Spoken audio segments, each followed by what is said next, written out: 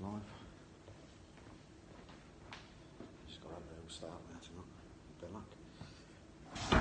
Also, Chris, and no one phones me on there, All the right way up. Yeah, yeah. That's fine. We might be getting the way, aren't we?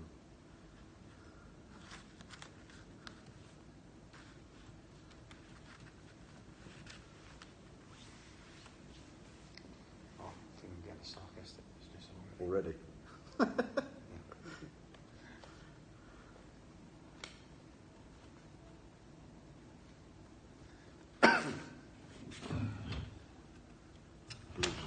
He's dead.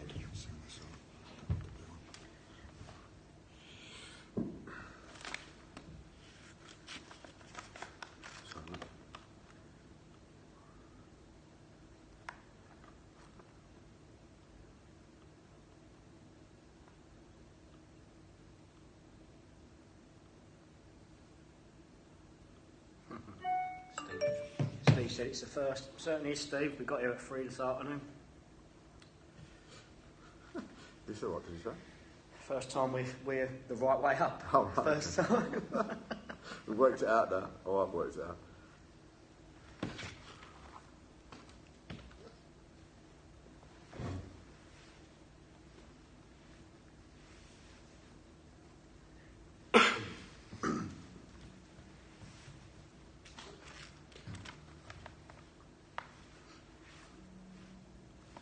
Well, welcome to the Mid-Kent Metals Isthmian show. We're here for the next 2 hours, and it's fantastic having everybody with us again tonight. And a massive thank you again for last week.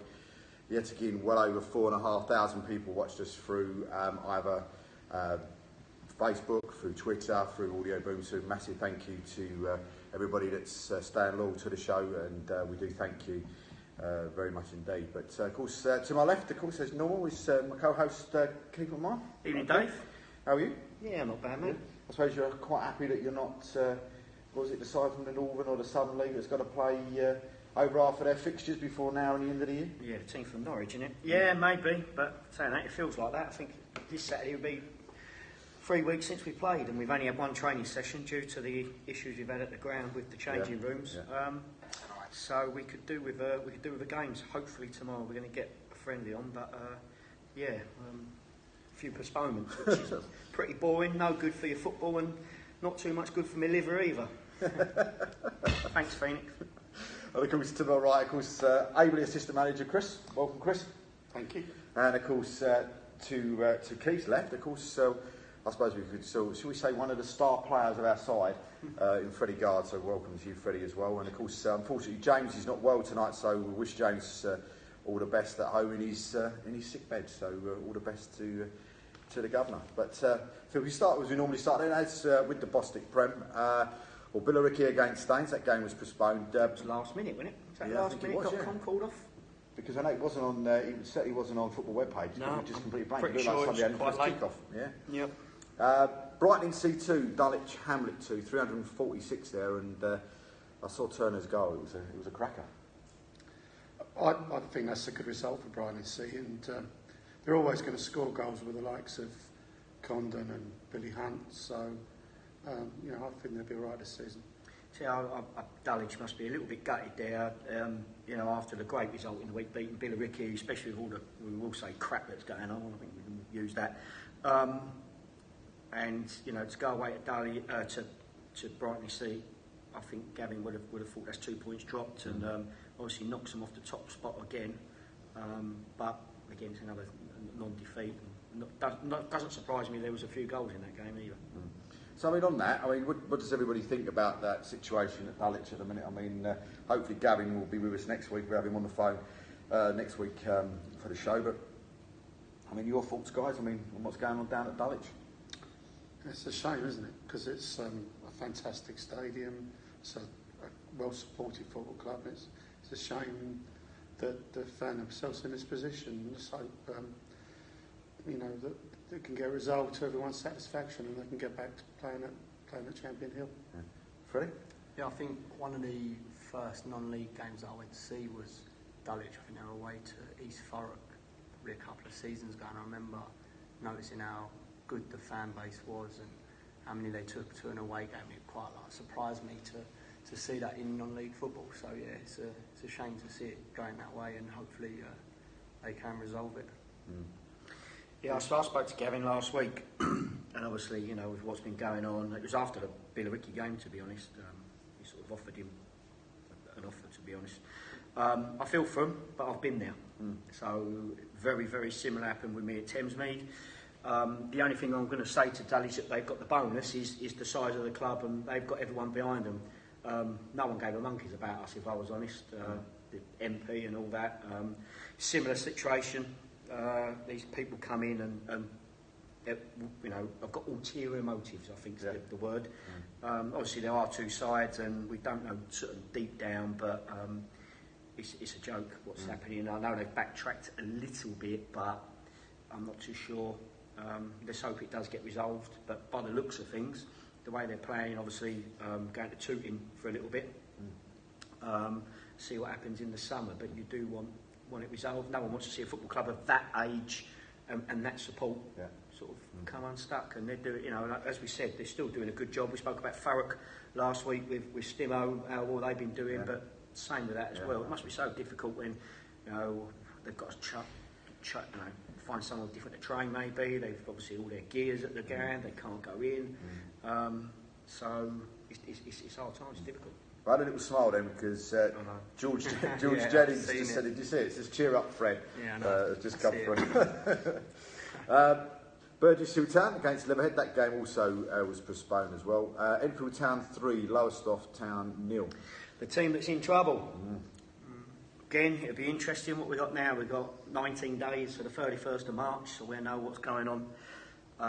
As you said, Lowestoft now with Harlow getting their result, and obviously Tooting as well amongst it. You know, Burgess Hill were looking with their games in hand. Lowestoft might be the ones that could find themselves.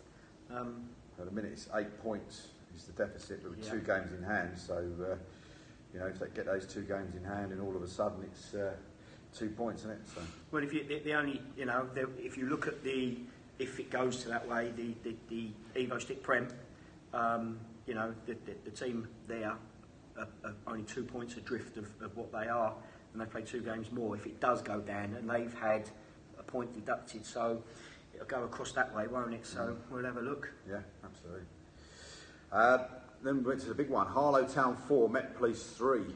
Harlow leading to start with, and I think then he went behind, and then he went behind again, and then managed to get back and win the game. That's a great result. So obviously Met Police are decent. Harlow obviously fighting their lives, and we said a few months ago, Dave, that Harlow's home form will be what we'll see if they do get themselves out of trouble, and it's a massive 3 points. Good that they've scored goals. Surprised that Alex Reed's not on the score sheet, but I don't think it matters. Wasn't he? Yeah. Again, he had that the other week, but there must be some reason why he subbed, but he's scored the last 2 games for him, apart from that. So, but it's a big 3 points. Obviously, Met Police, with Jim, needed that to hang on to where they've been, just outside the playoffs. But fair play to Dan there. It's a great win. Harrowborough 0, Folkestone Victor 3, and go top. Yeah, we're again now another. You know, Eddie Youssef got another 2. We keep saying how good a side Folkestone are, and what a great job Cugs has done now.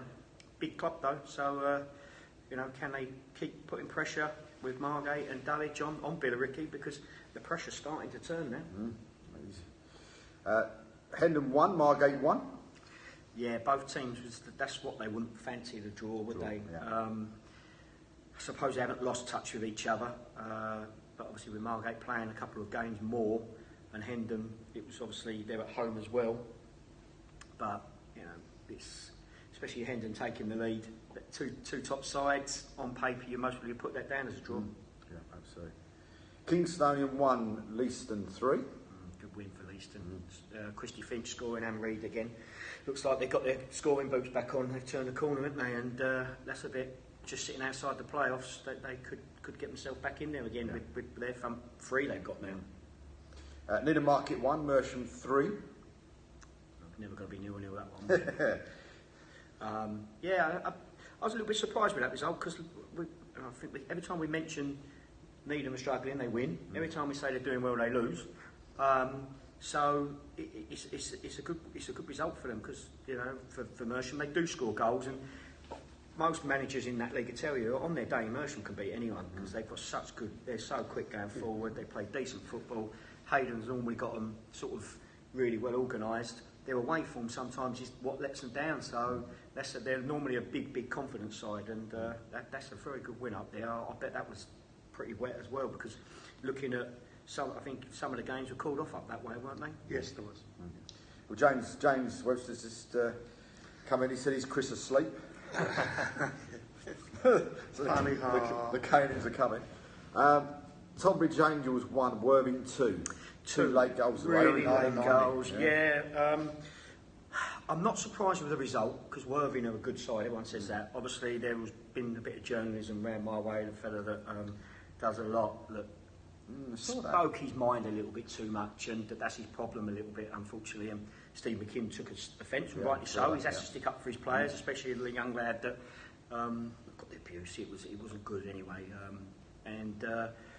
But Tunbridge at home, they just seem to have turned the corner, and this is what we keep saying about Tunbridge. And you know, I know they've got some young side, but they seem to just look out of it, then put a good run together, then lose a couple of games, and they're just lacking that little bit of consistency. But for Worthing, I tell you what a run they're on over the last 15, 20 games. They're up to 15. Yeah, and the fellow that done that interview, I'm not going to mention him on here, but he did actually say what a good side they were, and to score 2 very late goals.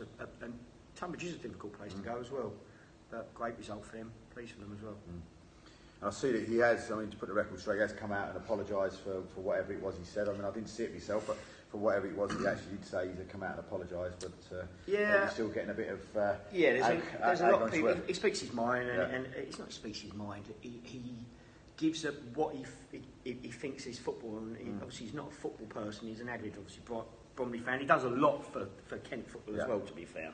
He turns up everywhere by train, and he does help a lot of the clubs out, but sometimes he just says the odd thing that will rattle, and you know, he'll say that your football's rubbish and it's long ball, and I think he's not reporting on the game, he's actually doing it how he thinks, and so certain people get the ump of it, but you just got to move on. It ain't the end of the world, is it? Wingate Finchley 2, Thurrock 4. Wow. Again, after last week, don't we like to mention them, though? We'll go back to them in a minute. All right, fair enough. Brilliant result. Wingate, very good at home. Obviously, you know, we spoke to Mark and that, and especially after last week, put a great result. That is, like I said, that damaged Wingate quite a bit, I think. Yeah. Tooting Mission 1, Dorking Wanderers 2. Yeah, both sides have come up last year. Good win for Dorking. McShane scoring twice as well. He's back on the goal. He scored a lot last year, didn't he? Especially being 1-0 up. I think it's folk score for them. You know, they've just announced that they're going to help Dulwich out on the ground share, which surprised me a little bit, especially where Dulwich are out to get to. And it's not the easiest place on a Saturday afternoon or Sunday now to get to, but nice pitch, big enough ground for their fans. But now, obviously, it drops Tooting back into second from bottom on the same points, and again looking over their shoulder a little bit. I saw tweets going out from, and literally I don't know if it was from Dulwich fans or who it was from, but they turned around and said going to Tooting, and Tooting's a better ground. Agree? Not agree? You Chapman Hill or not? It's fairly similar-ish, I think. The main stand's nice. The changing rooms inside and that are lovely, but to be fair, there's nothing wrong with Dulwich's. They're nice and big. Better than some of the dumps you go to. But it's not. Yeah, it's a big, nice ground. The pitch is normally decent over there. It's just the travelling a little bit. Where it's obviously through Croydon, sort of Sutton. I don't work too far from it. But no, fair play to Tooting to helping them. It's you know. Played at either, Freddie? Tooting or Dulwich? We went to Tooting first game of the season for Brighton Sea this year, but I didn't play. You didn't have your international clearance, didn't have clearance to play, so I actually sat in that main stand and watched it, so I know what it's like from a fan's point of view, but I've not played it either now. So the league then, as it is, top of the table, Folkestone and Victor, top of the table, 37 with 70 points, Dulwich Hamlet 35 with 69, Margate 37 with 68, Billericay 30 with 67, Hendon 34 with 61, Staines 34 with 60, Leaston 34 with 59, Leatherhead 32 with 57. Then at the bottom, it's cuts. Yeah, they just mucked up their numbers. Burgess Hill at the bottom played 34 with 28, Tooting 37 with 34, Harlow 37 with 34, Lowestoft 36 with 36, and Brighton-Sea 35, 39. So it's those sort of areas. But Brighton-Sea all of a sudden in and around that sort of area as well. It just sort of creeps into there. No, they'll be all right. I mean, they've got an excellent manager and coach in Tom Rothery. He's got guys in his team who are going to score goals for fun, but still have, even during this period when they struggled a little bit. I think there's a big enough gap there. I'm sure Tom and his team will have enough about them to remain in this division. Yeah, what you'll find is that part of the table from 20th to about 11th, 12th, there's not that many points, and you win 2 games, you fly up 6 places, and you lose 2 games, you drop down 6 places. Yeah. And if you looked, Enfield were in there a little while ago, Thurrock was in there, and then they've gone up, and that's what you're going to find. And so, are we still confident that Billericay are going to win this league? Not as confident as I was 2 weeks ago, or even last week. They're having their wobble. Dulwich going there and beating them. I think, what's that, 4 straight defeats? I might be wrong. I'm sure someone from Billericay will jump on and let me have it, but I'm not that fussed. The game's in hand. I tell you what could be the problem, Dave, is their pitch. Yeah, and I know they spent so much money on it, and they had it like the best ever, but obviously they forgot to put the pipes underneath for the drainage, because they're getting games called off, and Tuesday, Thursday, it could be something new for some of their players. Could be something new. I think they've got a big enough squad, and personally, I think they're still going to win the league quite comfortably. I think because he's in a position where he can go and get players in to cover that issue, the Saturday, Tuesday, Thursday. I think they'll be okay. I think that they've got the resources to. But not long left though to get players in there. No, it's coming. There's only weeks up, but they, do they need them? But like I said, every game now is. If Dulwich would have won on Saturday, then 2 more points, 72. It's a 5-point gap, 5 games. You're sitting there going, there's some twists and turns. They're not going to win. They ain't going to win their last 16 games on the spin. But definitely. does it? I know there's a massive difference. Don't get me wrong in the amount of games that have got to play. But does that take the pressure off of people like Margate? Does it take the pressure off of people like Folkestone? That everybody's talking about Dulwich, everybody's talking about Billericay, but no one's talking about Folkestone. No one's talking, Well, I think we are, because we spoke to them. But everyone, we all said it last week. No, Billericay will win it. And when you do keep looking at the league table, if you're a football person or you haven't drunk a bottle of vodka, you'll sit there and go, they should win it. They are 3 points off the top with 7 games in hand. Exactly. Okay. So, but last week they were top of the league with 6 games in hand. Yeah. They've lost 4 games on the spin. Sometimes when you're in a rut, it's hard to get out. It doesn't matter what happens. And every team has a wobble, so there's not, we're not. They might just be having a little bit of theirs. I just think now that they've lost a few of their games, some of the teams that are going there ain't going to be as scared. Yeah. Sometimes you turn up and play these big sides, and no disrespect to some of the other sides, you're 1-0 down before you walk out the door. Yeah. At the moment, they're going, do you know what? If I was managing them, I'd go, let's just get at them. Let's get in their face. The pitches might not be suiting them at the moment because of the conditions. Let's start kicking a couple of them up in the air. Listen, find a way to win. Yeah. And the managers at this level are very clever. They're not stupid. They've done their own work, and they will make it difficult for them to win. And that could be what's happening. Also, as well, those players may not have. The players that he's got. You would assume that the majority of those players that he's got in that squad now are all sort of, shall we say, super winners. They're all in from bigger clubs. They've come down, that sort of stuff. All of a sudden, then this little club turns up and gets in their face, and they end up losing the game. Could that be an effect as well, that these players maybe not used to being in this sort of position? Could it be that another club's getting a bit more publicity than them at the moment? Yeah. That's the first, isn't it? Dulwich, big fans, it's all about them. Could that affect? Like I said, really, if we just talk about the football, they've got enough players in the squad to win the league. You test your managerial skills when you're losing games, and that is where the test will be. Yeah.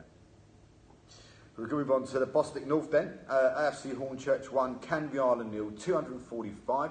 and I'm sure I saw Sam Mott getting Mott, mate. No, was it's it 200th clean sheet? No, 200th game, wasn't it? Was it? Oh, okay. It's his 200th appearance, Marty will put me right. Good friend, good goal, and obviously Fairweather Johnson scored again. A good result, obviously a local game, two good sides, but Hornchurch are just solid. And, they're big, they're strong, they're not conceding goals again. And when you've got a goalkeeper of that quality and sort of the defence and what they've got, it's not a shock that they've won 1-0. Very rarely it's 3-2, 3-3 with Hornchurch, very rare. I think they'll win the league. I said that a while ago. They're the best organised. They've got some creative players in brilliant. Purcell and Warner. Jules can, yeah. The one that's really been, like I said, Theo has been, and I had him at Thamesmead, and very, very good player, can win a game on his own, can score, he's quick. For me, that league's more done than the Prem. Have you seen any of them, Freddie? Any of Hornchurch, Canby? I was actually injured for both times we played Hornchurch and Canby. You played any games? But I think, personally, I've told people this as well, I think Canby are the probably the best team I think I've seen us play against this year. And I think that they'll nick second spot. I think Hornchurch will run away with it, but I think Canby will creep into that second spot, and I think deservedly so as well. I think they're, from what I've seen myself, probably the best side in this league, and I think they deserve to go up, if I'm honest. We'll leave the next one till last, and then we'll come back to the one last. Cheers. Yes, I'll give you a bit more time. So James is a bit ill. Yeah. He was sick afterwards. So games off. Bowes and Pitsea against Dereham, Brentwood against Mildenhall, Berrytown against Hayward. Wish they were all. Do you know what? Bowers in one way will be half happy that game's off. Tuesday night. Dereham come down on a Tuesday. I know when you're on a momentum, and Spawns is here next week, and he go, no, I want to play it. I know what everyone said, but we keep saying they're a good side. They're on a great run. I know what Freddie's saying. They've got a game in hand. Canvey will only take them 5 points behind them, but they're the team out of nearly all the leagues that have just stayed there. They've been second for a while. They've been solid. They're consistent. I think there's going to take some big movement to get them off second place. I really do. They've got 11 games to go now. I think if you look at their running as well, you might be able to, wipe 6 straight off that they've won. So I think they're the team that. I think it's playoffs only for the rest. If I'm honest, I think 1 and 2 will stay as they are. So what about the next team then? Haringey Borough 3, AFC Sudbury 0. Great result. We said about them getting in the playoffs last week, and they've got themselves in there. Good going forward, very good at home. Battle of another plastic pitch. Sudbury's had a couple of little wobbles since they put that good run together. And you were saying how great your mate's been doing and whatever. And obviously they signed some good players, but why you've got firepower like they've got. I thought they were unlucky not to go up last season. I believe they were one of the best sides we played, and the way Mr. Loiser sets his team up, he sets it up to win football matches, very attacking, and for a neutral, it's a good team to go and watch. I think they just, again, last year, as you said, I think last year we were at the Thurrock game, weren't we, to support Glenn, and every 5 seconds it was like the phones was pinging and there's another goal gone in. I was at the game. I was at that game. game. Just incredible. But there's some goalkeeper errors then. The thing I think let them down last year, and I could get shot down here, and I think will let them down again this year, will be lack of experience in their side. Whereas if you look at what Fred said with Canvey, they've got players that have been there and done it. Malden, again, maybe not because they changed, but they have signed a few experience in the last few weeks. Potter's Bar, obviously, not in this league, but they have got a few older heads in there. That might be the only thing, and that's what I thought let them down last year. We played them twice last year, and we beat them comfortably both times. And I know they went on a heck of a run after. I always thought there was a team that you could beat because defensively they weren't. This year, I know they've learned and they've got, they've done well, and they're always going to score. But that would be my only thing. We've got them Saturday, and I'm really looking forward to that game because I think they're a really, really good game of football. both teams like to play attacking, attractive football, and I'm really looking forward. I think it'll be quite an exciting game. So. That's the thing, though. That's what I'm trying to say. And this ain't disrespectful. Have they got a plan B when you stop them being able to play football? That is the only. Have they got the experience where? And we just mentioned him a minute ago. Your Glenn Pauls and that are sitting in the midfield and just do a job. They need someone like that. If I'm honest, and like I said, I think they're a great side. They're going forward. I think they're brilliant. But they're only lacking that little one player. I think. But Glenn, you're not going there, by the way. Morden Tiptree Barking game was postponed. Norwich United 2, Grays Athletic 2. 151. That was a surprise to me. That obviously been interesting what the pitch was like up there. Again, what we said. I thought Grays would go on and get a result, and it's a good point for Norwich. That's a very good point. I don't know. You play both? Yes, I've played both. So Really? I know. Yeah, there we go. Yeah, I think I'd say the same. I thought Grays, again, are one of the stronger sides we played against. We played on Boxing Day here, and for the first 45 minutes they played us off the park, and we come out of the game with a point, but that was definitely one of the tougher games we've played this season. So looking at that, I'd have sort of expected them to go there and nick 3 points. Would you say 7 points outside the playoffs? Would you say that it's over for them, or have they got a chance? The only thing that worries me is their games. They've only got 8 games left. Grays? Yeah. I personally think Durham upwards. I don't see anybody else getting in. Apart from our friends at Haybridge, to be quite honest with you. The only thing that's killing them is they've got an unbelievably tough amount of football matches to fit in. Yep. Personally, I think they're one of the best 2 teams in the division.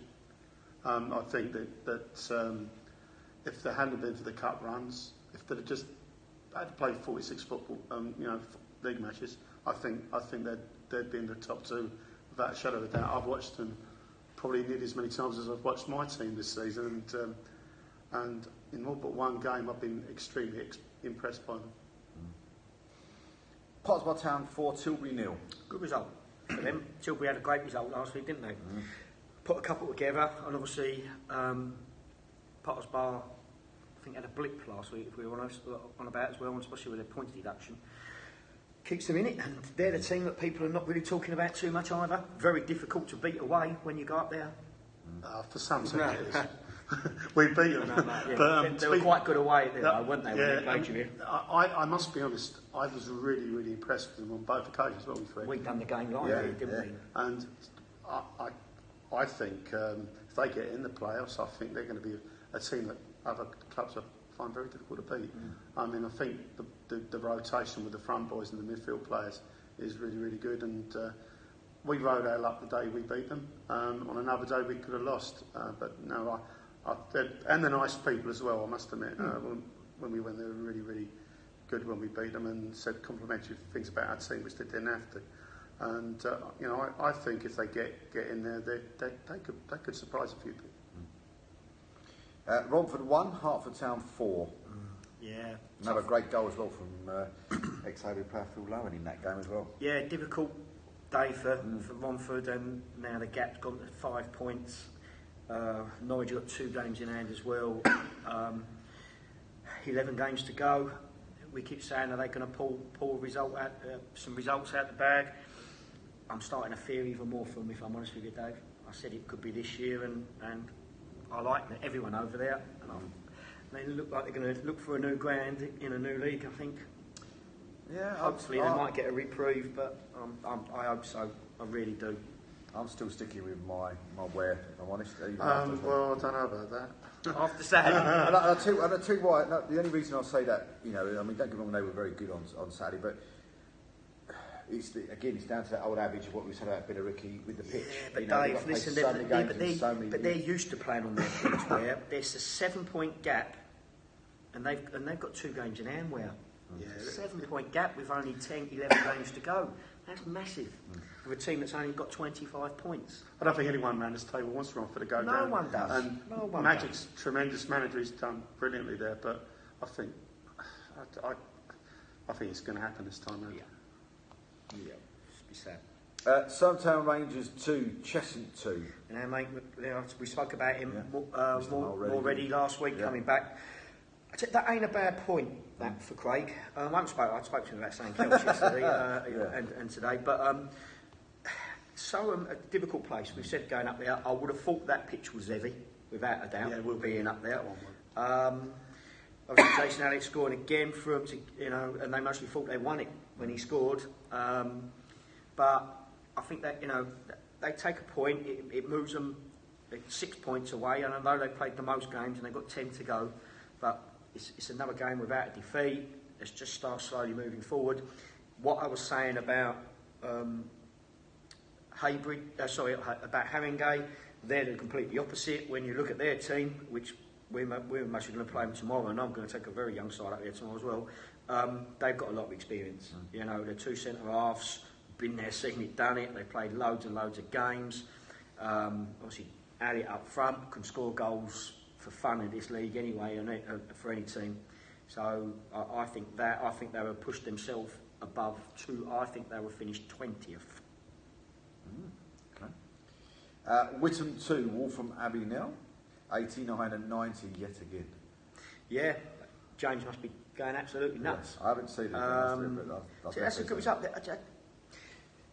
Waltham Abbey, we watched here, and when they beat Aveley, and I thought they were lively, and I've seen them a couple of times, and they just seem to have been having a little bit of their own little bit of a wobble recently. Whittam isn't easy. Again, we keep saying about because all the pitches were, but that must have been pretty heavy up there as well. Waltham Abbey normally score goals, and Whittam score, but normally concede. So, great result for them. They're a hard-working team, I think, Whittam.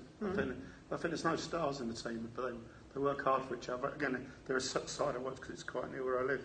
And Adam seems to have got them organised, properly organised this year. And I know we joked about last year, and I've always said about them being off the cuff, and he laughed. He weren't happy about it, but he didn't get what I was on about. And I think he sort of took that. Not that he hasn't.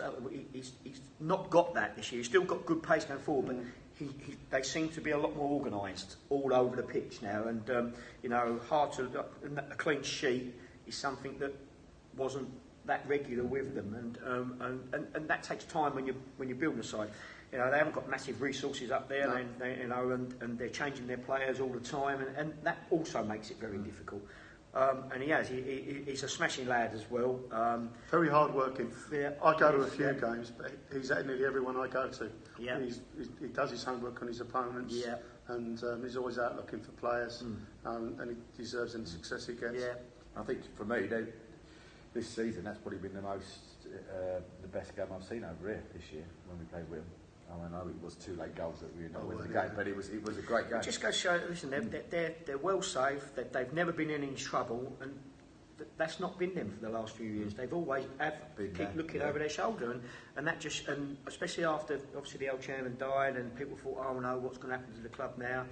The turmoil, obviously the stand issue, I think they had as well, with all the seats, and they've always seemed to be up against it, and they've and when you go there, it seems to be quite a community place as well, where they've got a lot of youth teams, people use the bar a lot, and it's great seeing them, having a good year, more wins than defeats. Freddie, Whittam, what's your thoughts on that?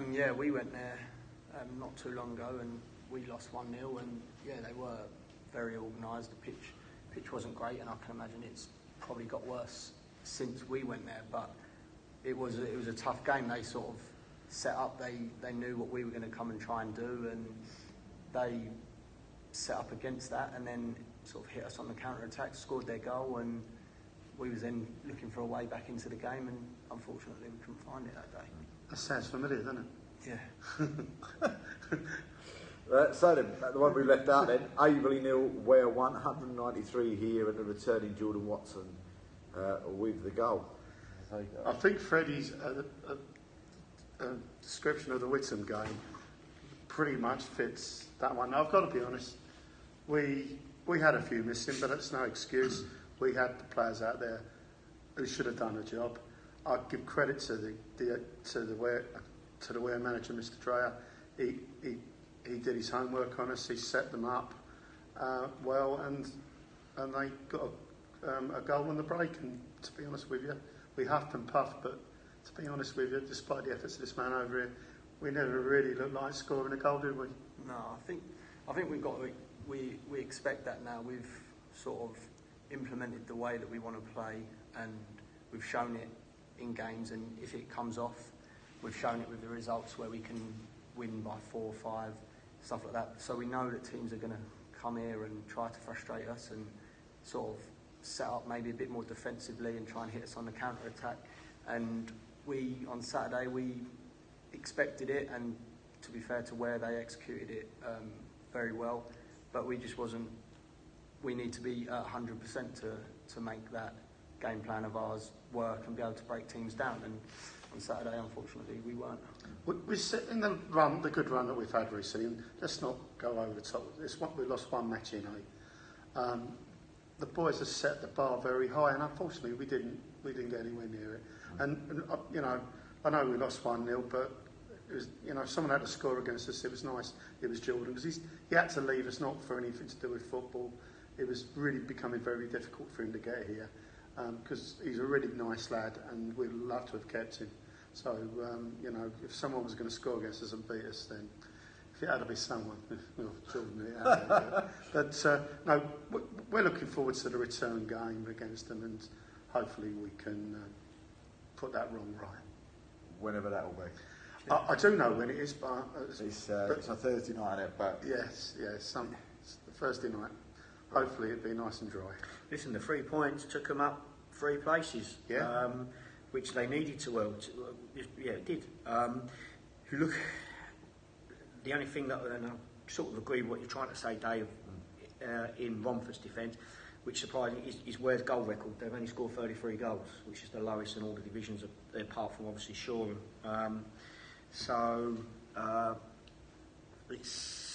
That's. I was shocked when I see the result, especially as it was here. I wouldn't have been too shocked if it was at their place, because obviously their pitch.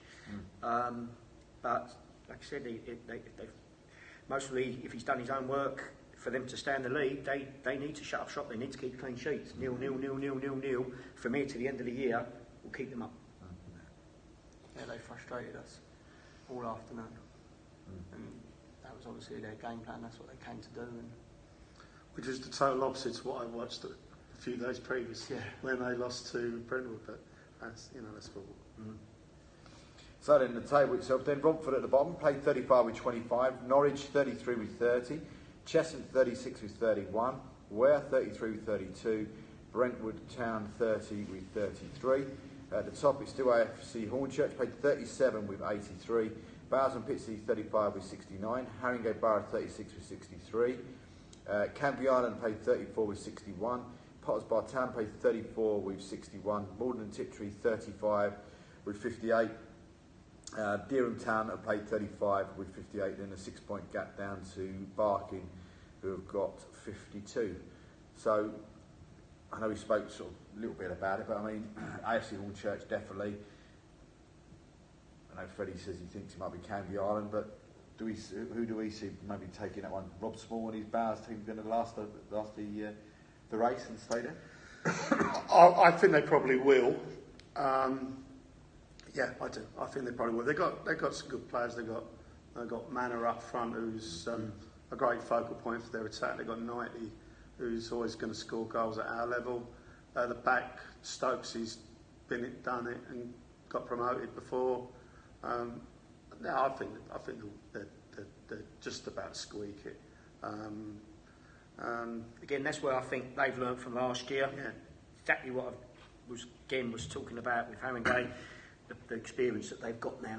You know, you've mentioned Stokes, but they have got that. They've got, everyone when they lost Brad, thought Brad, they're going to struggle there. What a big player he was, and they haven't. They look back, if I'm honest. Fair play to them. But saying that, I think if Haybridge hadn't have got so beyond on the fixtures, they'd have pushed Bowers and perhaps Hornchurch. You say that, they've only played 2 games less than what Brentwood have, only played 2 games less than what Billericay have, and only played 2 games less than South Park. So I don't think it's just down to their FA Cup. I think they've had a lot of postponements as well, which is something else we'll talk about in a little while, which I think needs to get sorted. So going to the Boston South then, Ashford United 1, Lewis 3. Great result for Lewis. Ashford are starting to sign players for fun. They've just took Sal Blackwood off us, which was a shock move, well, surprise move for me. Never mind. But Lewis, for me, are a very, very strong side, and not many people are going to go and get many points from Ashford to now to the end of the year, and Phoenix are going to be looking at me going, no, because they're there Saturday, or home to they're there Saturday. But very, very good win, especially with, obviously, with a couple of the other results, which we're going to go through. They're going to take some beating there for me. Yeah. We've got them in full night. That's your place, wasn't it? No. Is it theirs? Yeah, down Eldrick and Town. Castle Athletic 5, Moseley 0. Yeah, they've just hit a great run of form, haven't they? At the moment, yeah. Scoring goals for fun. At home, very difficult to beat. Moseley are struggling. If it wasn't for Shoreham, I would be absolutely. You know, I don't think they're going to catch anyone else, but they've got that behind them, the safeguard. Corinthian Casuals 2, Thamesmead Town 1. Again, another team that's on the run. Thamesmead, obviously, difficult place to go. I fancy Thamesmead going to get a result there. I thought they would be big and strong enough to deal with Corinthian, but they're breathing down Lewis's neck. Very good side as well. So this league's going to be interesting all the way to the end now. Where I thought the playoffs were done and dusted, they're not. No. So we've got anybody else seen anything of Corinthian Casuals or Carshalton this year? I must be honest, the South Division is not my specialist subject. There you go. Okay. The only teams I know anything about are Thamesmead and Cray Wanderers, to be honest, and Phoenix. The game called off, the East Grinstead against Horsham. Greenwich Borough 1, Faversham Town 0. Yep. Good week for Greenwich. Had a great win in the week with Jack Barnum getting 5. Obviously he's played in the North, got the Phoenix and doing well over there. With the chairman stepping down as well at Greenwich, a few people was like, whoa, what's going to happen to them? Is everything going to, dry up? They keep getting points. Kaka scored, who was obviously a decent player I had for a little while, and he keeps them amongst it. And I think if they keep in the playoffs, they're going to be over the moon with that. Guernsey 3, Sitting Bull 0, 628. First win in 15, I think, 14 for Guernsey. Keep saying it's hard to go over there. Sitting Bull's new manager come in. Obviously, I think they're cutting whatever they're cutting over there. I actually bumped into Nicky Davis, and he's assistant manager at Phoenix on Saturday as well. And they need to try and pick some points up just for their own momentum. When a new manager comes in, it doesn't matter if you are playing a few youngsters. I looked at his team, there isn't too many changes. You need to try and get a few wins, and I think, if I'm right, there's only been one draw in 4 games since he's been there. I may be wrong, but Guernsey isn't our place to go. I'm still going to say that. Difficult. Hive Town 2, Cray Wanderers 1. Probably the shock of the day for me. Not a shock, because Hive are going well, but they had 10 men for all the second half and some of the first. I know Cray were missing their skipper Lee Dawson, who's another friend of mine, who's a very, very good player. Cray have just hit their wobbly patch at the moment, which every team does. We spoke to most teams at the top and in all the leagues, Billericay, blah, blah, blah. They've got enough quality to come through it. They will be looking over their shoulder a little bit, I would think, now, because Hive have closed that gap. And with the game situation, they both played the same. There is only a 6-point gap now. And it's going to be a very, very good running. Very good running. But it is difficult to go at Hive. Sandini's gone in there and after Cookie's left, and he's done a good job. They've got some very good players. They lost a few as well to Ashford. Obviously, Grant, who scored for Ashford's gone. Obviously, Solis has gone, and they're still going. So they're a good club. It's a nice place to go to as well. Phoenix 3, Herne Bay 1. I was at the game. What a shock. Funny game this. I tell you all the things I've been in. Herne Bay played quite well. First half, Phoenix were 2 up. Jeff Duquesne got an unbelievable goal. If you see Marcus Rashford's first goal against Man City, it was like that, but he put it in the top corner. Very good finish. Herne Bay had a lot of possession in the first half, but their final ball was poor, especially down the flanks. And Phoenix punished them. They were organised and they had a break second half. But Herne Bay are a very young side. Try and play in the right way as well. We've got them in a couple of weeks, but Phoenix, they needed that win. They had their little bit of a wobbly patch as well, and obviously we had someone on here the other day saying I don't know where they're going to get that and that from, which I disagree with. I was pleased with them because we all went out in the night as well for our friend's 50th, and you like to see, especially people football ruined your weekend, and they were getting a little bit of stick from somewhere, which I found very wrong, and it was good to see them win. And Herne Bay are a funny side because they're young, going back to experience and so on again. When a side goes in front, they're a completely different side, which comes with experience. But they do try and play some very good football. I will give them that, and I think they'll do well next year as well. Ramsgate 3, Chipstead 0. To be fair, that's one of the results of the day for me. Chipstead are a very, very good side. Like Ramsgate, the pitch is big. They're also normally hard to beat there. Lloyd again, very good manager, knows his football. Young side we spoke about. I think we had the lads in here the other day. The other week was talking in our league, and that's a good win for them. They needed that. Chipstead, it just talks a little bit of run. I know where they're sitting in the league, and people go, "Oh yeah," but if you ask any teams around the top, they take points off you. Got enough firepower up front. So the games between Shoreham and Walton Casual, South Park and VCD all called off. Waterlog pitch. Whiteleaf 1, Hastings 0. They're one of the teams that can nick the playoff place. Whiteleaf are on a great run. Obviously, John Scarpa's done well over there. Hastings are a decent side, even though Steve Salis has left in the last few weeks, which will be a big blow to them because he's a very good coach. It will be a blow. Whiteleaf will just hit that run of form at the right time. Even Tommy Hutchins is sitting on the bench for them, and that shows what they're doing because he can score goals at all levels. But Hythe and Whiteleaf are starting to put the pressure on.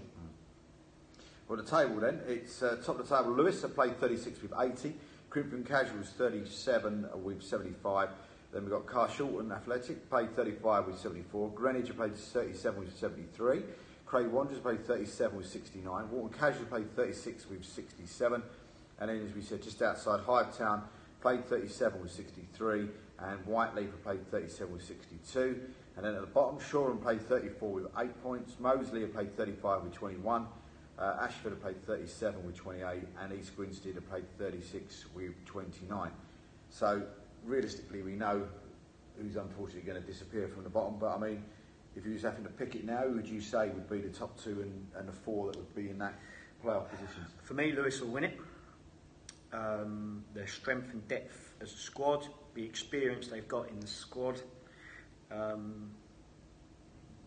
Like I said, I was quite impressed with them. I've been impressed with most of the sides at the top, to be fair. I just think they've got that. Their support is brilliant over there. Good club. I like their committee. I like Stuart and everyone there. They've done really well as a fan-owned club. I've got a funny feeling that one of them teams in that playoff will slip out right at the end. Hythe and Whiteleaf could just nick one of them places, which I said a few weeks ago I didn't even think was possible. But I think they've got to play each other, a few of them, and it's going to go the way. It's going to be good. It's going to be good. I mean, do you think Crimson Casuals will have enough to stay there? I mean, second, yeah, not with Carl Shorten's form, right, and their home pitch will help them. We've got to play 3 of them sides as well. Well, 1, 2, 3. We've got to play 4 of them in the top 6. So we're bound to get a load of points out of all them. So we're going to obviously worry everyone in that league. So yeah, so I think we've got to be tough for them. Yeah. Be tough for them. With Carl Shorten, like I said, doing well, I think it'll be tough. And Craig will come back. And someone obviously we've got a few messages while we're there as well. Glenn Sutton's gone Derby Day Saturday. Hertford go to Ware. Come on, you Blues. Weather permitting, Glenn. Obviously, Jake's said hello. James has gone. Chris is definitely asleep now. I think that must have been why we was talking about either your game or we was talking about the South League. Steve Curtis have gone. You keep talking about grass pitches. What do you think is the best in the North? Visiting teams always say Mildenhall is up there. Gents, you've gone to most of the teams in the North? We went. Yeah, we liked it. We won it, didn't we? That helps. Went to Mildenhall not long ago, yeah. Nice. Yeah, it's nice. Just a bit of a slope on it. That's the only Slope, complaint one would have, but it's a nice pitch. I'm trying to think, to be honest. Malden's wasn't. What's Canvey's like? Yeah, that's a good one. Yeah, Canvey. We went there on a wet day, didn't we, Fred? Yeah. And it was New Year's it was Day. nice, yeah. What about one if I throw it into the hat? I mean, I know it's going to sound... Haybridge is normally a good one as well. And that one throwing the hat, people would never throw in the hat normally. What about Wolfram Abbey's this year? And that's early doors, couldn't, and that was early. We haven't game, but I No, mean, I've not been. I mean, that's still in really good nick. Is it? Well, Yeah, good. It's really Good. Still good Well, I'm nick, pleased you for know. them because what I'm going to be keep saying about the grounds at the moment, and with these games getting called off a lot, that you know, weather's weather. I understand over snow and that, but for me, there's too many games called off for waterlogged pitches at the same grounds. And Tuesday, Thursday football, cup runs and that I can handle, but when most teams can get a game on, you need to have a look at your pitch. And for me, too many teams are either spending too much money elsewhere and not on their grass pitch, or in the summer not doing enough to it. No. And I just think that throwing it out there, if so many teams keep getting games called off, say there's 5, 6, because it's not just them. It's, you know, you could be a promotion game and you've got to play on a Thursday night, and it's not down to you. So you're playing for. I think there should be either fines or you can't say points because that's going extreme. But if you get 5 or more games called off due to not extreme weather, you know, the weather we had the other week, I could go fair enough. Frozen pitches, but I think we need to have a look at that. No, I'm still not going to never go 3G. I'm still not down to that. Football's, you know, if you've got a grass pitch, where we are, we don't spend all our money on players' wages. Everyone knows we've got a decent pitch. We ain't got a decent pitch because we're lucky. We've got a decent pitch because we look after it. We spend our money there. It's part of football.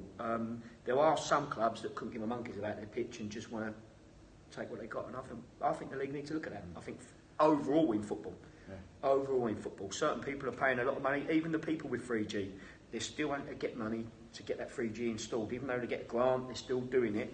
They're spending their money on it. I think some others, you can't just go, their pitch is always rubbish. If it's rubbish because it's waterlogged, there's obviously a problem with the drainage, unless obviously they've got a lake that keeps looking at it. But that's just me personally. So what about games in general? I mean, games in general, there's a lot of people, you know, if you get teams, how do we, in non-league or I suppose in any type of football, how do we get around the situation of a team doing really, really well in cup competitions? So they do really well in cup competitions, and then all of a sudden, you know, they're a strong side, they stand a chance maybe of winning the league or whatever else, or getting into playoffs, and then all of a sudden then they're looking at their calendar and going, blimey, we've got like 20 games to play. Well, that's easy now, Dave, isn't it? Because next year that's taken away because you ain't got as many teams. The league try. That's why they try and give you the games. That's why they gave you the games before Christmas, so you can try and catch up. Some of these teams that got all these games to play, that they've had the most games cancelled as well. You know, Haybridge always got a good pitch, don't get me wrong, but it's always north of stuff. It struggles with wet weather as well. It's got a low water. It's always that. You know, South Park, I knew our game was off when it snowed at South Park. I knew it wouldn't come back. I know, Shoreham, they're never going to play when it rains. You know, you can look at that respect. Brentwood, you know, when it's wet, you're not playing, and you can write them down. So it is difficult, but like I said, the cup games, yes, fair enough, but you do catch them up. You fall behind when you get postponements normally for bad weather. Yeah. You know, some of these teams most probably haven't played for 3 or 4 weeks. I sort of agree with your sentiment, but I think it'd be very, very difficult to impose some sort of tariff on people. Well, again, if we keep looking at rules, there is a rule about the standard of your pitch. It should be up to a league standard. Well, there needs to be what is a league standard. And if your pitch, when it rains, is always waterlogged, for me, that ain't a league standard. Yeah. No. So it does need to be addressed. Yeah. We've had a couple of people in there said, Dean from North Kent non-league said, Lewis and Carr short for me to go straight up. And Simon agrees with him. He says, Georgia Wales has said, no problem at Greenwich. Perry still will involved and the boys are still focused. Yeah, no, Perry's going to stay involved, but we're talking more financially, and it is a thing. So, no, I hope they do. The local will like them all. One of the other things that we've sort of not looked at this week, and the sort of big news that broke during the week as well, especially I suppose for me and you, because we know him quite well, is the retirement of Mr. Glenn Paul as well. Yeah. You know, what more can we say? We know him personally. He's a lovely fellow and all. He's had a tough year, Dave. I think in football and obviously out of football. We've had some good news with the engagement as well. But good lad. That experience that he's done over the foot, he's got, you know, he's won more things and done than most people in all the 3 leagues put together. He comes with a wealth of experience. I think he won't retire. I think there'll be one more season with him somewhere. I think he'll go away in the summer. Maybe someone might offer him something that he might fancy. Could be another coaching proper, because no respect, the 2 coaching roles he had, he sort of seemed to have sort of been brushed over in both the jobs he's had. And it might be just to have got him there to play. And I think, you know, someone might even take a gamble on him as a manager. I know he's got his own coaching schools he does as well. You'll be silly not to offer him something if you are looking for something, that sort of player, coach. He'd be a person, I think, Freddie might say, if he come in as a coach, knowing what he's like and his ability, that every player would look up to and respect. He won't have that issue about stepping over, which I asked a lot of managers and players, because he's very level-headed. He's a respectable fellow as well.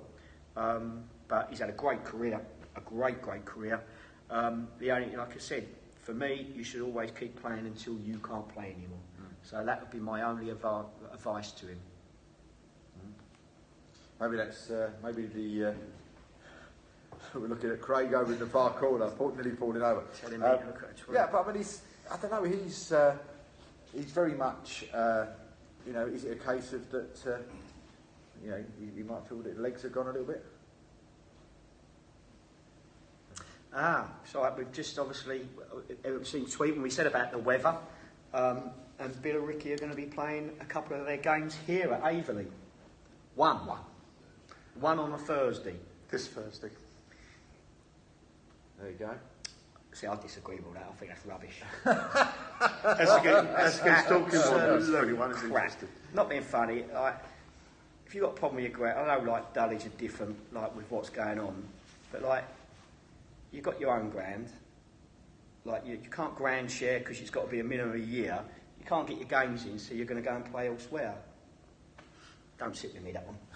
means a night off training for us.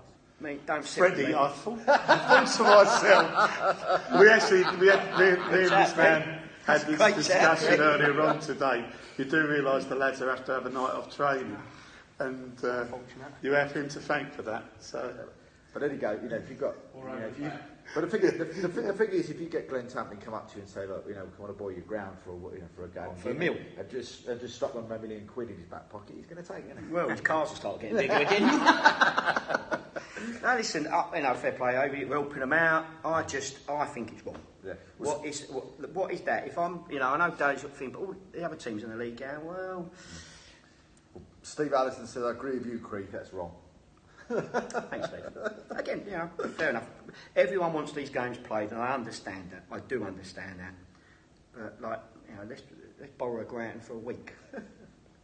So back to Mr. Paul. I mean, does anybody else, any thoughts on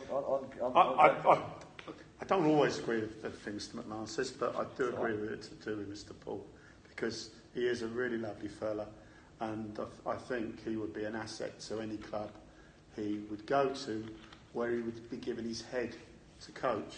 I think that's primarily what you're saying, isn't it? Yeah, definitely. Where he was the head coach, looking under another manager. I think if that sort of situation come up, I think he's just the man for the job.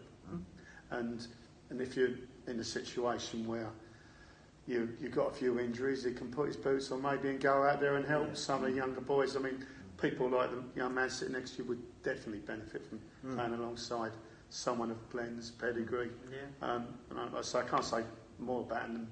You know, he's a really nice fellow when you win and when you lose. I remember a couple of occasions where I had chats after games, and he's a really proper guy. So I agree with what you said there. Freddie, I mean, would you, if you had a player of his experience playing alongside you, or even being sort of coaching you, you know, as a player and as a young player, you'd get a lot out of that?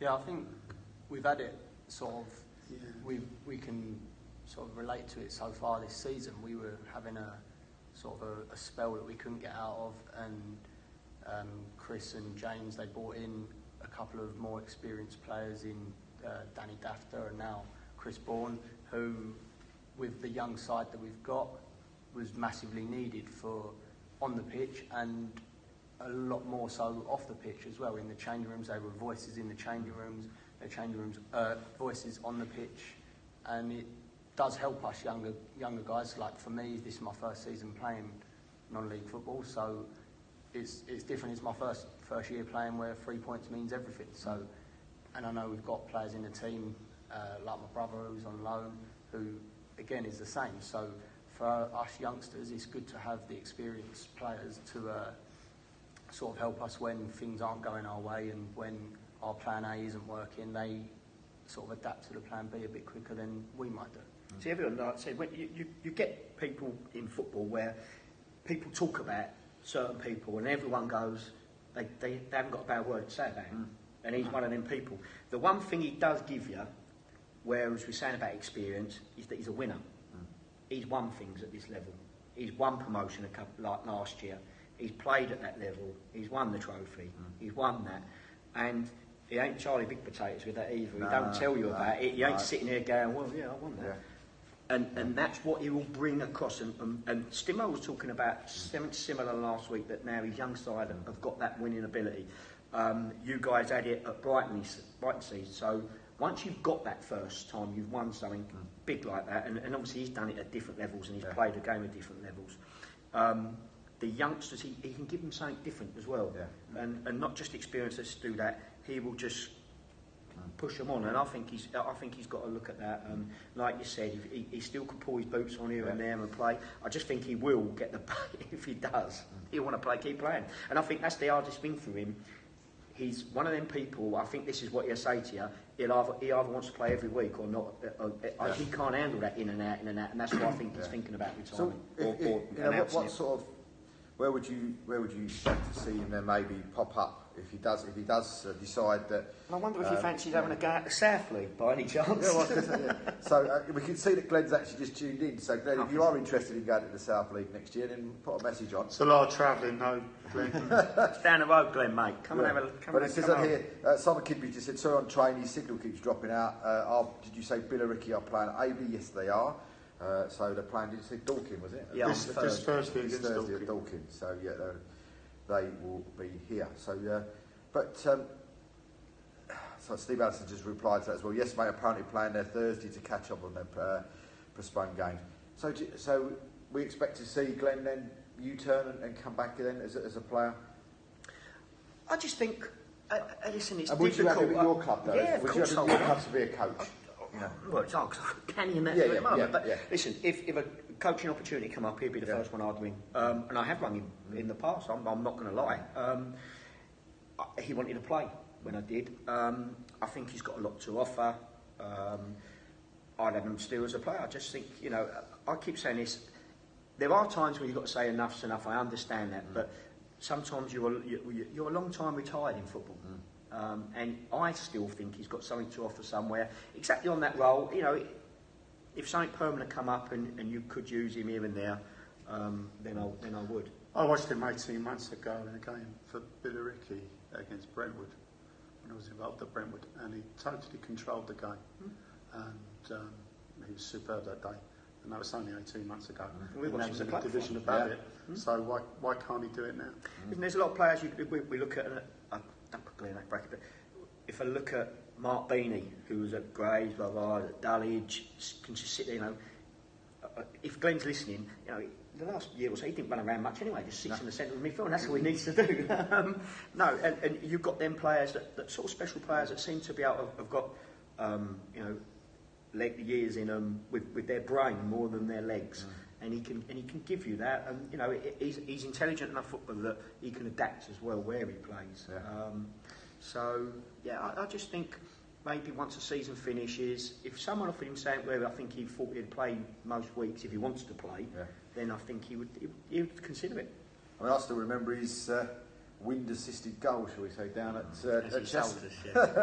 Oh, it's a good free kick, man. I was right behind it, but it's it was definitely wing assisted. Don't have none of this. You meant to put it in the top corner, but there we go.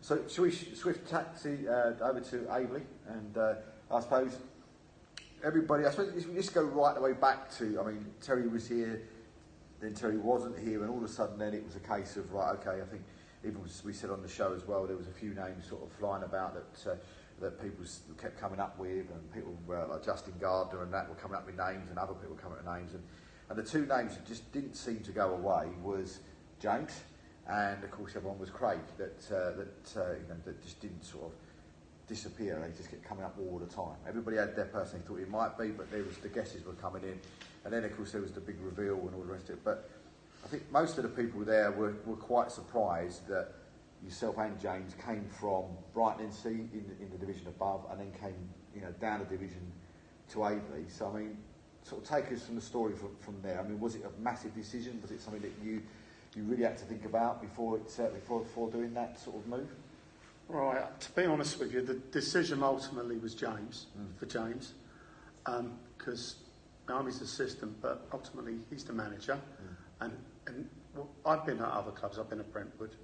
And I've been at Brighton-in-Sea before and gone back, and for me it wasn't such a big wrench. Even though I lived that way, it wasn't a wrench to me. Ultimately, I think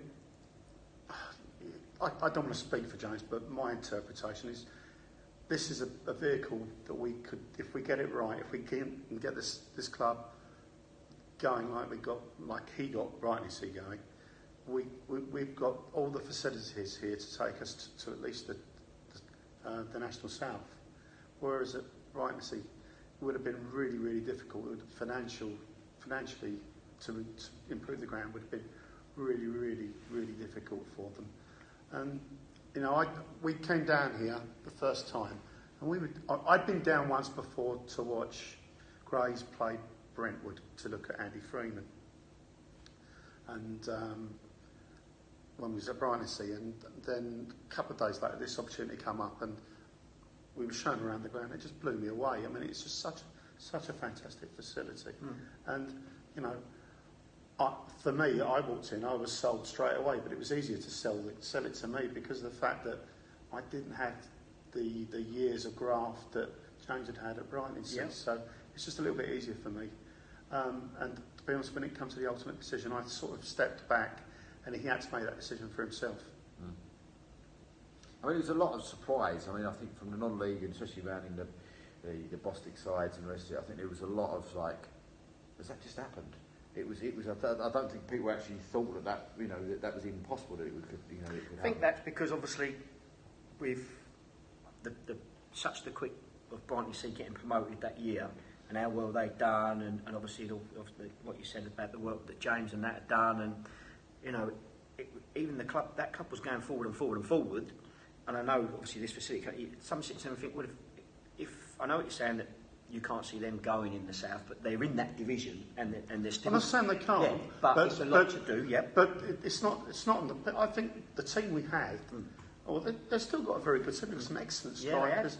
But the team we had there with Tom Richardson and Conor Witherspoon and Robbie Rees and a few others, it was a very good team. And I think, if we'd have kept that team together for 18 months, we could have got there. But at the same time, by getting that promotion, it could have caused an enormous problem as well.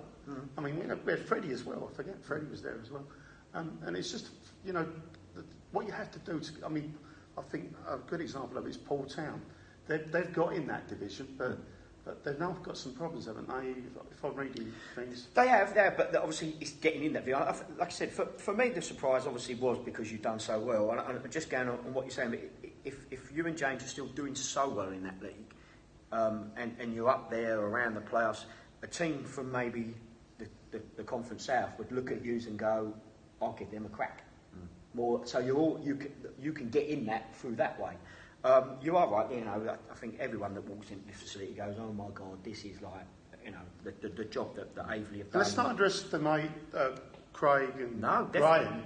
They did we would take we really their vision for the future was Yeah.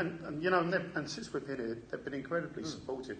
And from 1 minute, not for 1 minute, that I think we've made the wrong decision. No, well, you're... And I've really, there was times at the beginning where nothing seemed to go our way, but didn't it? I mean, 9 minutes of injury time, we concede an equaliser and stuff like that. But the guys here have been, and everyone at the club's been so supportive. So, I mean, James, you've really got to ask James himself as to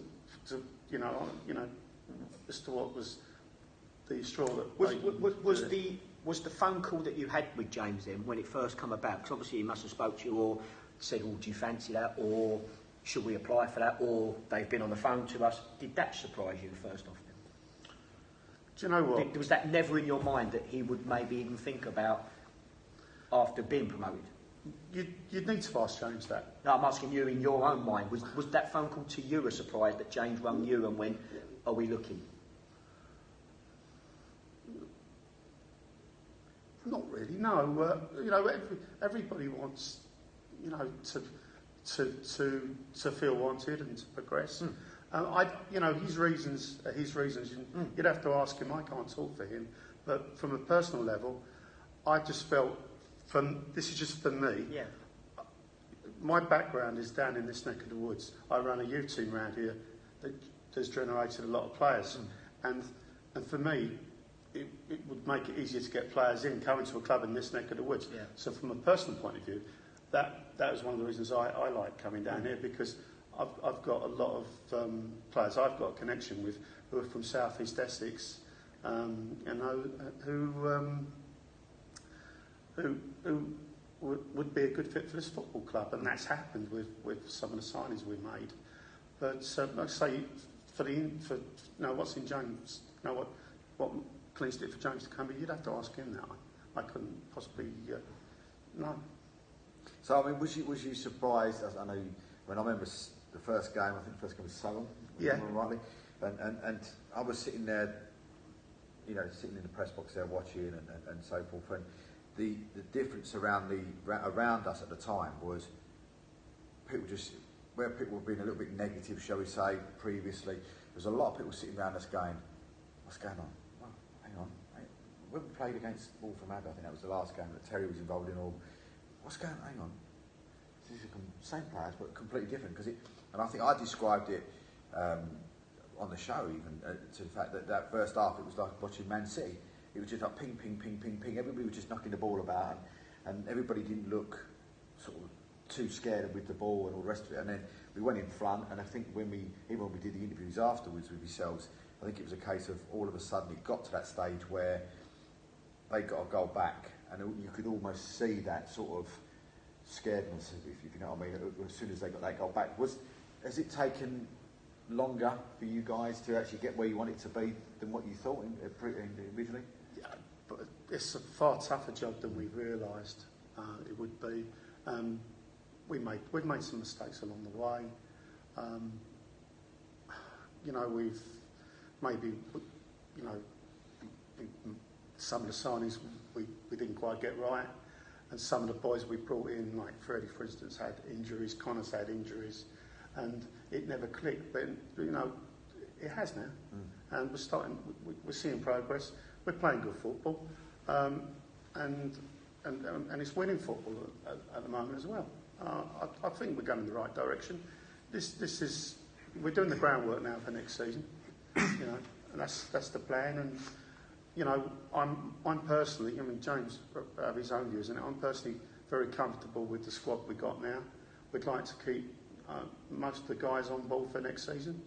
They're a good bunch. They mix well together. There's a team spirit which we didn't have initially, and I think they enjoy playing for this football club and enjoy playing for us. I mean, Freddie answered that one, but There you go, further question. Yeah. Don't like Thursday training, but it was tough. I mean, I make no bones about it. I mean, for me, the low points were conceding to 10 men in the 95th minute to Sudbury, then going to play at Canvey and putting in a terrible first half performance. That was the low point. But after that, whatever reason, things turned around. We lost a couple of games to some teams at the top, which, you know, with a little bit more luck and a bit of confidence. I mean, the Harringay game where that ridiculous goal was given, you know, the one where is it over the line or isn't it? And the lines was 40 yards up the pitch, but from that point onwards, we turned the corner. I think bringing Dan Dafter in for 6 to 8 weeks really did help. He was a really great influence within the dressing room, and that helped us. And people like bringing in Lewis Gard, Freddie's brother, he's been superb signing, and I feel that Freddie's kicked on and played much better since his brother's been here. I don't know the reason for that. And we've recently signed Tom Richardson. Like I say, I'm really comfortable with the squad.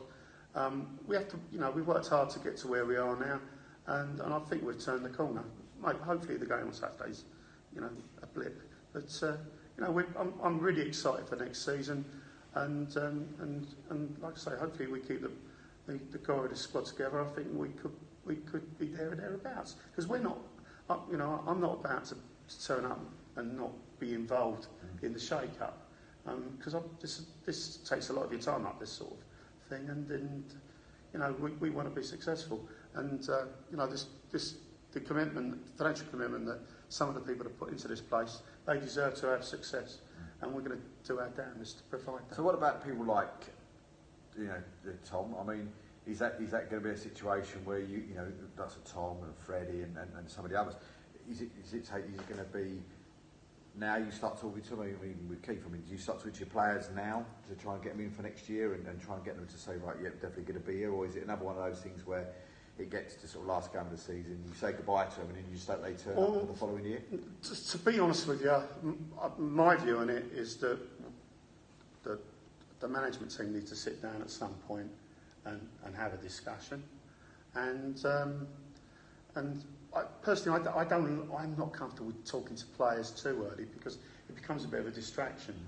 But you know, for me, I think it's something that needs to be done virtually straight away after the end of the season. Yeah. I don't think you should be talking to people in the last month, because I mean, we didn't at Brighton last season. We didn't discuss anything with any players until the last game of the season, because that's the right thing to do. Yeah, we normally, obviously, the season finishes in that midweek. We come back tracksuits, whatever finances they're owed, and then I would normally, with the management team, would have a chat with them there and then. You know, you get a rough idea anyway before, you know, you can balance it if a player's talking about next season with you or not.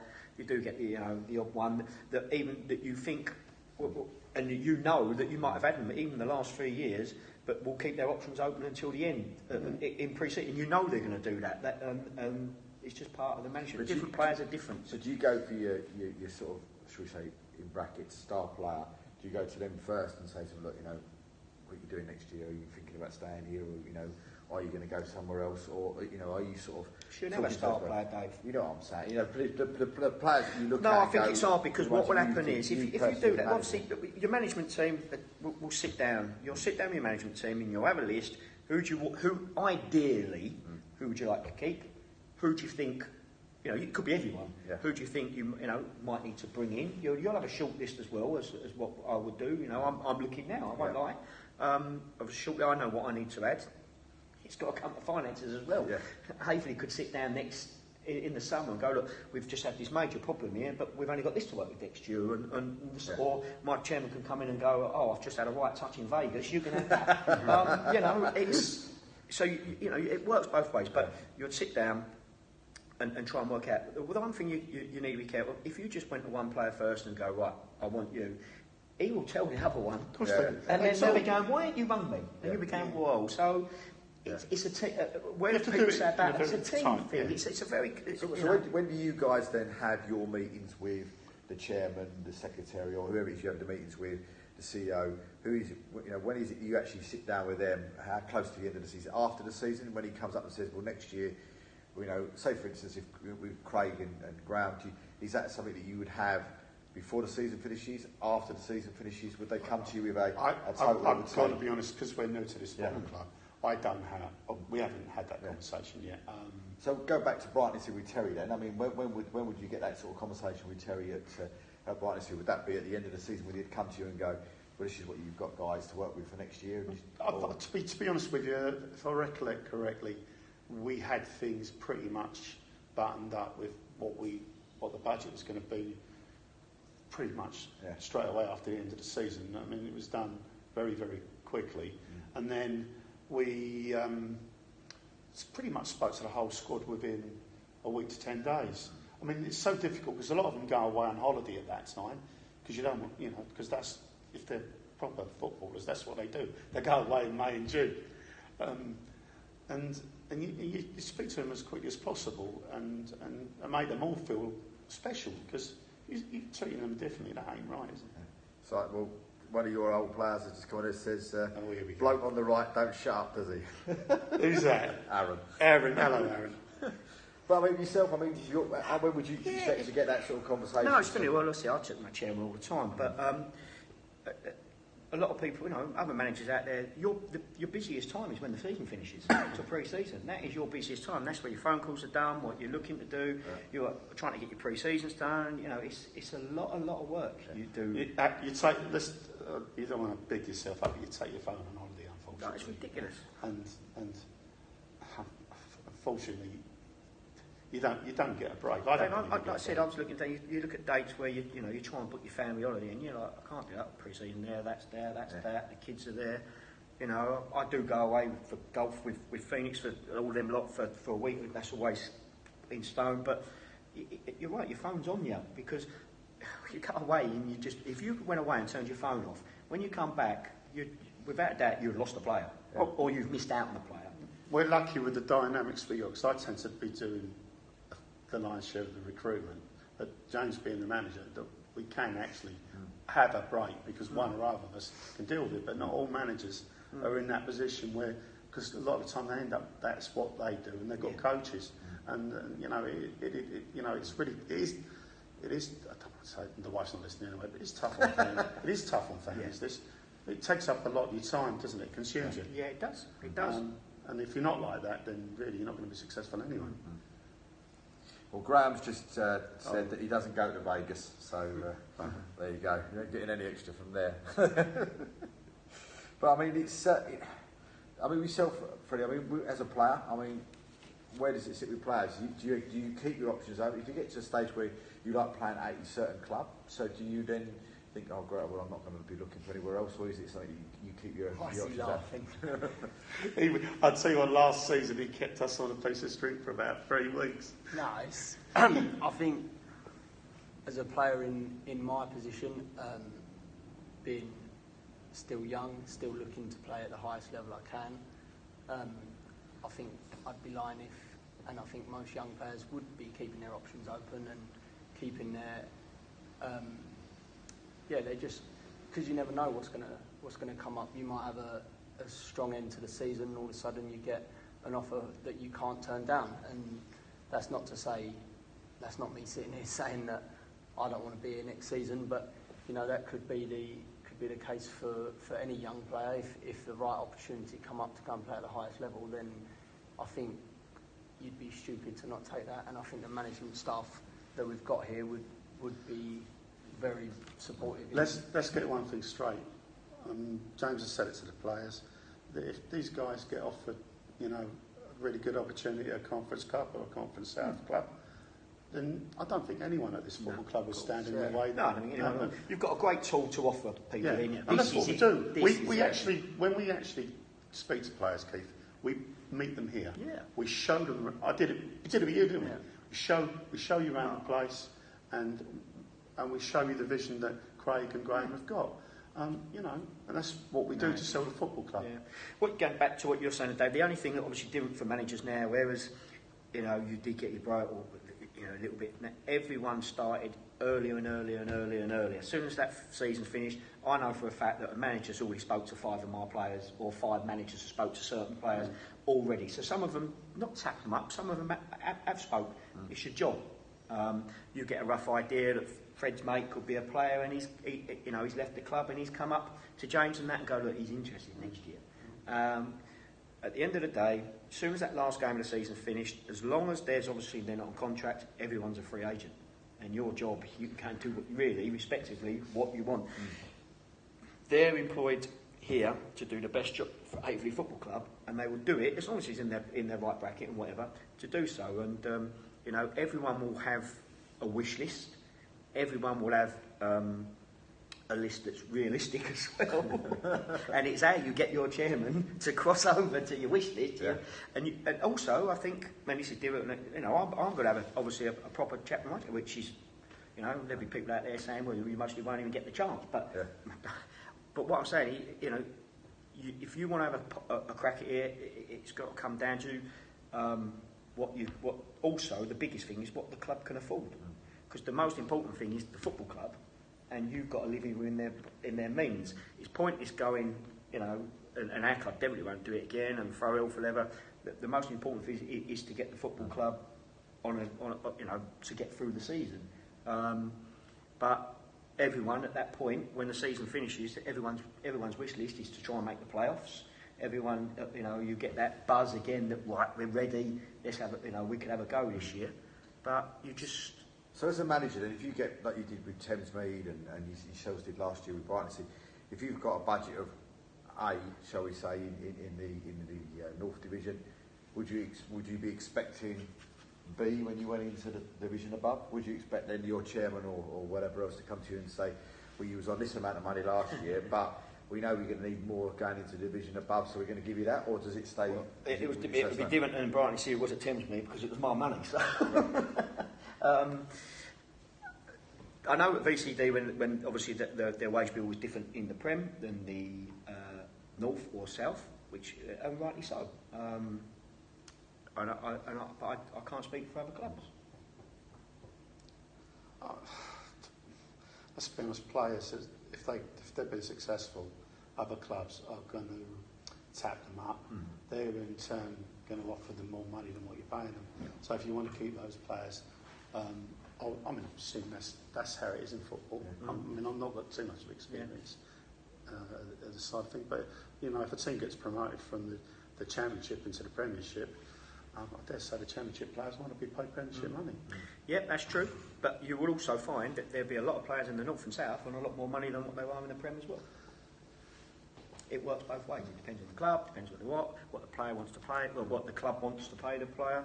At the end of the day, if you're the manager and you've got a budget, what you spend on one of them is down to you. As long as you're in that, you've got to make it fit. The good thing about pre-season is that, and this is where some managers, you can sign as many as you want because it's not costing you anything unless you put them on contract until the season starts, and then you can balance it out. So I mean, James himself. Then I mean, going back to James, and you know, he's unfortunately not well today. But what's he like to work with? So how long have you worked with him, and what's he like to work with? Right, I've worked with James properly since the beginning of last season. What James is very good at doing is surrounding himself with people who are very good at what they do, and he knits it all together. That's his style of management.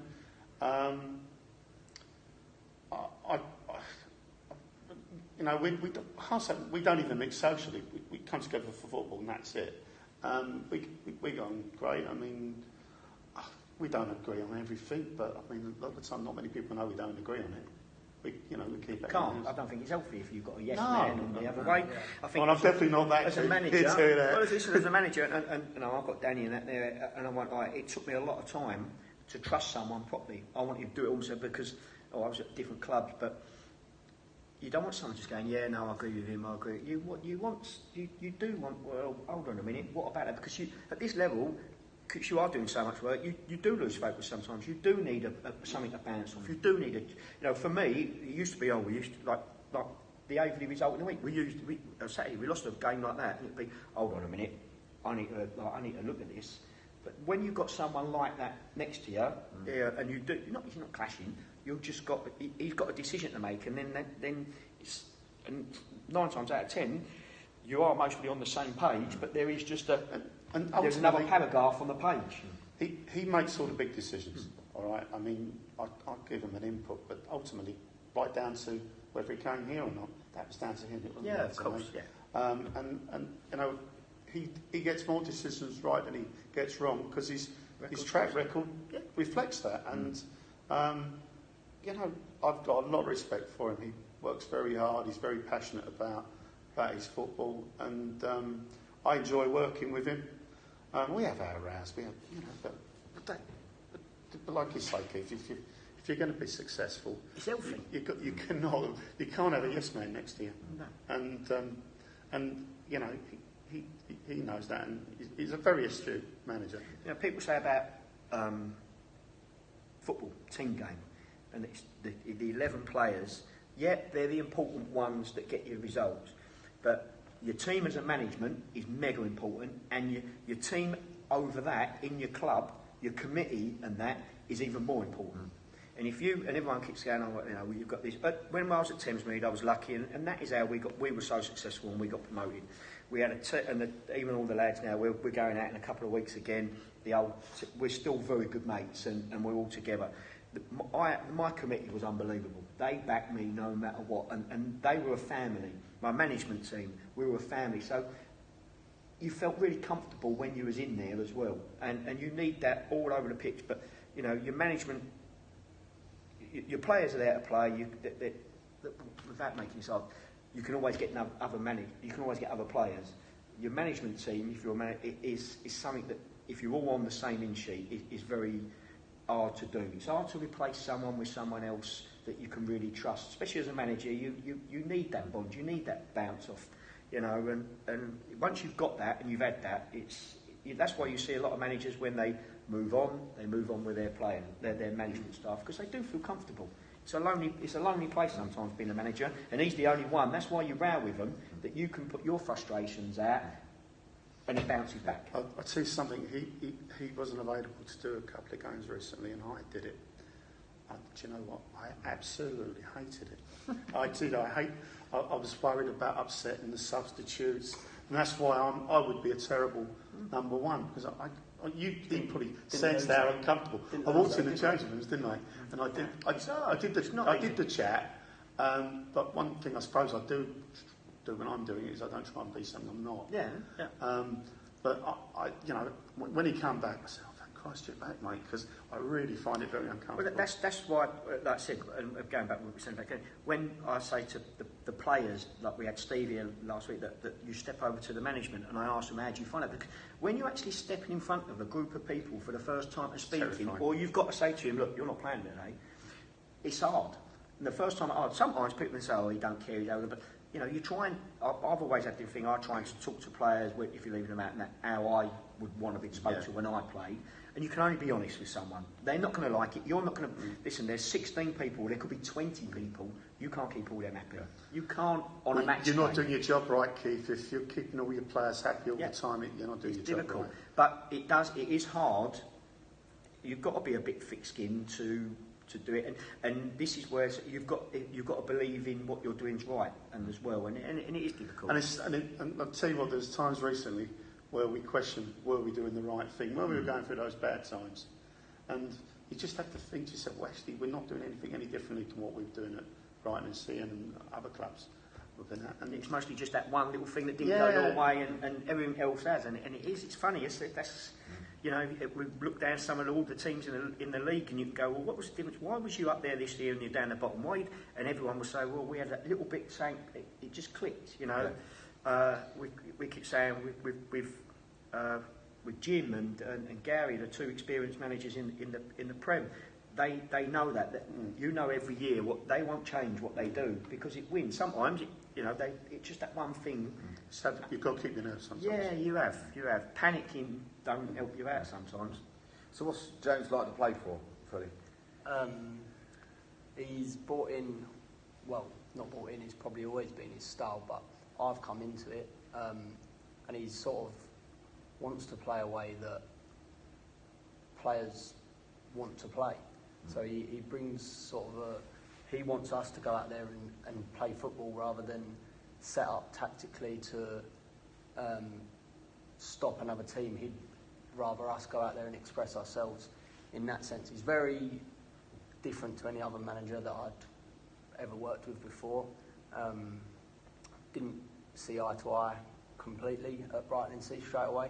I think that was just a bit of myself coming in first season and sort of things that, like coming into a title winning side, it was always going to be tough to sort of break in, and I wasn't playing every game, and so I was showing frustrations. But I think here now he's managed to build a squad with Chris and Salts and George now that I think the squad's bought into the way that he wants to play, and if we can keep that squad together under the same staff and keep playing that same way, then I'm sure next season we'll be definitely right up there.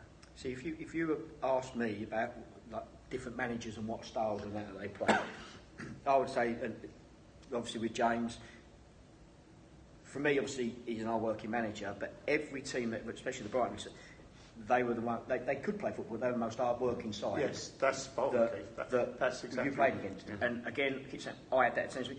He set his sides up. Yeah, they can play football, but wow, you knew out of 46 games, 44 they would work their granny off, and they would have the odd game that it don't happen. That's football. I think you can't say it's 46. They would do 46, but they would be there and there. You have football, but you knew you played his side. If I went out of my team, I go, if you don't match them for work rate, you're going to get done here, and then they can play football.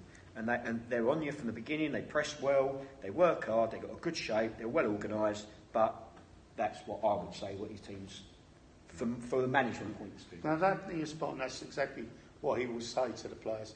That's what we say to the players when we're talking to them. If you come into our dressing room and you're not prepared to have that work ethic, you're going to get found out very quickly. Because I'll go on. Sorry. I've managed teams, and it's what you first said there. And I'm not going to name names, but you can hear them. No, look, we're footballers. Let's play football. Listen, behave. Let everyone pass the ball. Not every, but you're no good at passing a ball and let's keep ball. Anyone can do that in training. I want to see if you can put the work in every game, and some players can't, and some can. And your jigsaw, and this is where going to watch your games and doing your own work. If you've got that style of play, whatever it is, you need them players. You've got to find them players to replace the players you've got, but can play in the way that you want to. Because not every player can do what James wants him to do. There are some players that can't. So what do teams do now, this sort of time of the season? If you've got that sort of bulk, we've gone through the tables earlier on, there is bits in those tables where the team's not necessarily going to go down, the team's not going to go up. So what do you do? How do you motivate your players? Are you planning next season already? Dave, this is it. I know. For me as a manager, this is easy. Right? It shouldn't matter what game in the season is. If you're not motivated, then get your kit and bugger off. Football's serious. Like I want to win every game, and everyone does, and people can knock it, but at this level of football, just because you're coming into the end, you shouldn't take your foot off the game. Yeah, you might put a few youngsters in or whatever, but that attitude still needs to be the same. And to be honest with you, we owe it to the Isthmian League for when we play Morden and Haybridge and other clubs up there to win to the other teams like Potter's Bar, so the league's got credibility. Because if you're going through the motions, you're doing the disservice to the clubs like Bowers and all those clubs who are relying on you to do your best and take points. I also say to them, look, we're looking for next year. If you want to be part of it, I want to see you actually all the way through. Like I said, when you're struggling, that's when your players, proper characters come through. But over the years I've done this, and it's been a few. There's not many teams that I think have thrown the towel in and just gone, I've had enough. Even the ones that cut budgets, they bought, maybe in the leagues below you might get a little bit of that, but it's I've not. Really So not even in the situation where you look at the South League, where Shoreham was sort of, as we could say, almost home and hosed to say goodbye to us. I mean, we played them the other week, mate, and they were up for it. Don't get me wrong. Yeah, not so much Shoreham, but I'm talking about the likes of the teams above them. Us. Let's put us in a situation. All of a sudden, unless you're a sort of strong manager there, could the players get to that stage? It ain't going to happen with our group of players. We're sitting where we are, right, and I can go up and down with our budget. We've lost one game in 9, right, and we want to win every game. Yeah, we've changed our squad massively. We've got a lot of youngsters and things like that, but you try to set that in. we've got East Grinton on Saturday. I want to win.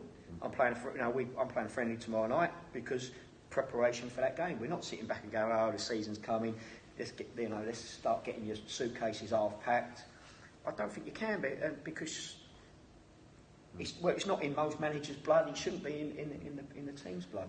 Does it enter players' minds that you've got nothing when you go out there? You think, well, we can't win. We can't get promoted now. We're not going to get relegated. Does sometimes that sort of creep into the players' minds as well?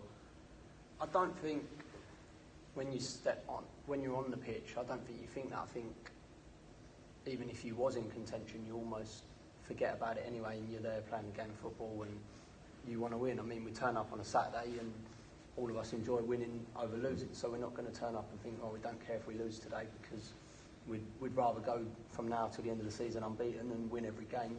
It puts us in a lot better position going into next season. It puts us in a better position in the league, which is going to help attract more players, better players, things like that. So you never want to lose in football. You want to always keep winning. There's more of a buzz around the ground. There's more of a buzz in like things like the group chat, just little things like that. When you're winning, you notice it. We was 7 unbeaten before this weekend, and our group chat was every bit about it. Everyone was having a good bit of banter in there, and it was a real good environment to be involved in. And yeah, we had the little blip on Saturday, which Bloody quiet Saturday, wasn't it? it was. And then it's just a bit like no one wants to say anything, because it was a bit like treading on eggshells sort of thing. No one wanted to say the wrong thing. David, it doesn't matter if you're Shoreham or you're Lewis or you're Romford or you're Ormchurch or you're Burgess Hill and Folkestone. When you win, it feels the same. Yeah. That winning feeling, there ain't no better feeling than that winning feeling. And that football, and I've been doing this 23 years, and every Saturday I still, like, Friday night, think about the game, I want to win, I want to give everything. And if you're a player, you still should say that. And if you're not, then for me, and we're crossing different subjects with finance and whatever, but I want that. I want to look at, that's why we look at some youth team players, and you can see that hunger in their eyes. They want to play. They want that, and you can see it. And you want that from everyone. You want that from everyone. And if you do, that's why you're up there. You're up there.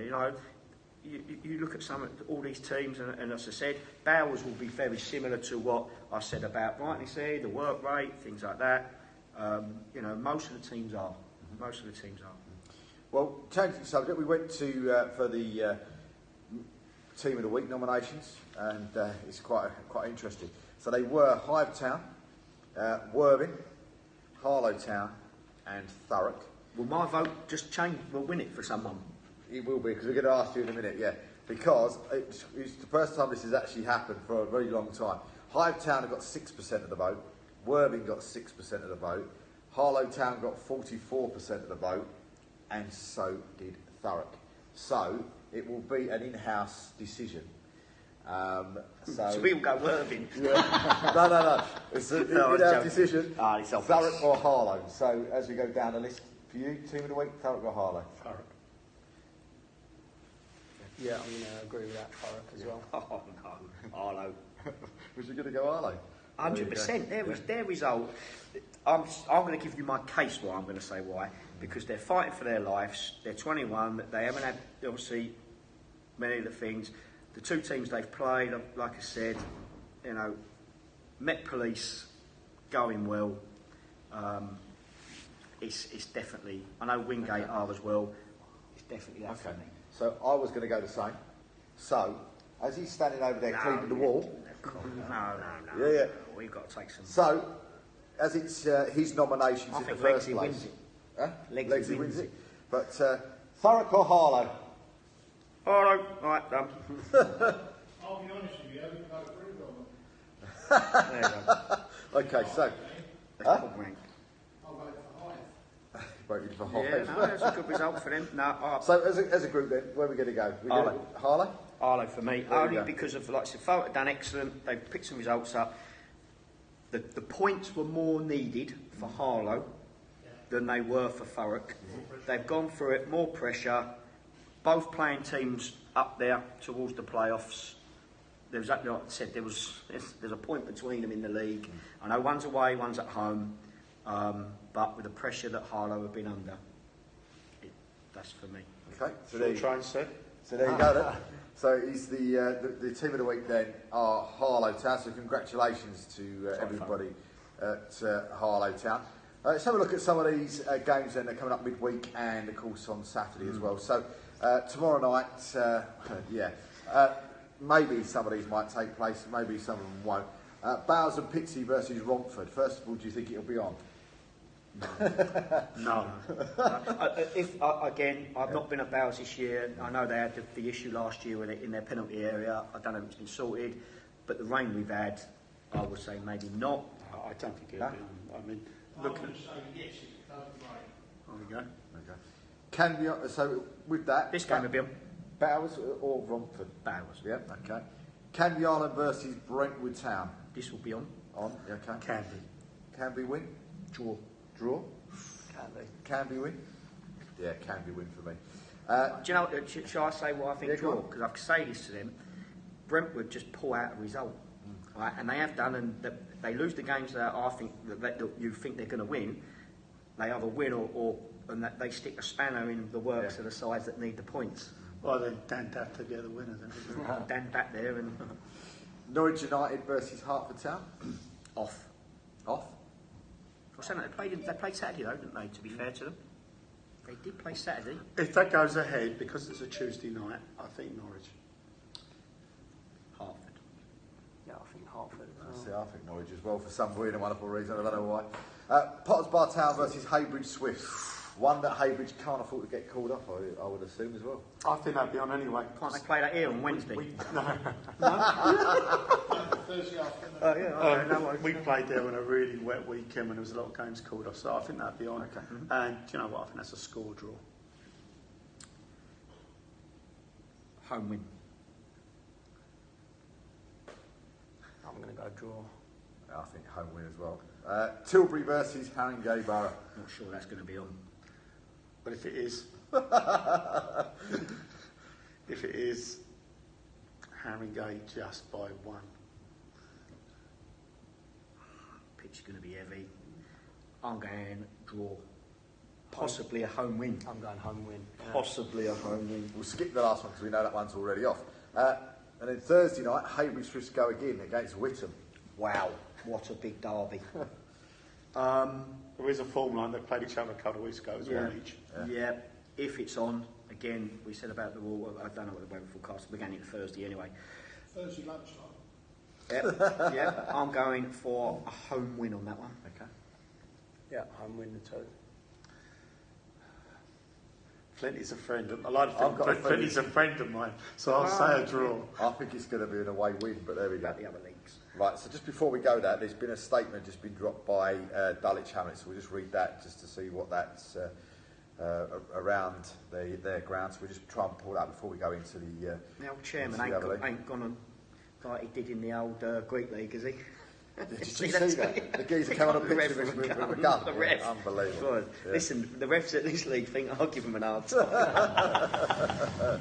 It says, further statement on the current situation with Meadow Residential. It says, on the 7th of March, Meadow dropped their ill-advised attempt to stop Dulwich Hamlet Football Club using its own name. Although this was an embarrassing episode for them, it is no real concession. Meadow should not have made this trademark registration in the first place. It's clear that they would not have survived proper legal security. The bigger picture is that all other elements of Meadow's apparent strategy to push Dulwich Hamlet out of business remain in place. It appears that Meadow's latest statement issued on the 7th of March that the development plans still depend on concessions that are unrealistic in our view to expect Southwark, is it? Southwark. Council to make. In those circumstances, we do not understand what good Meadow believe can come from their continued involvement at Champion Hill.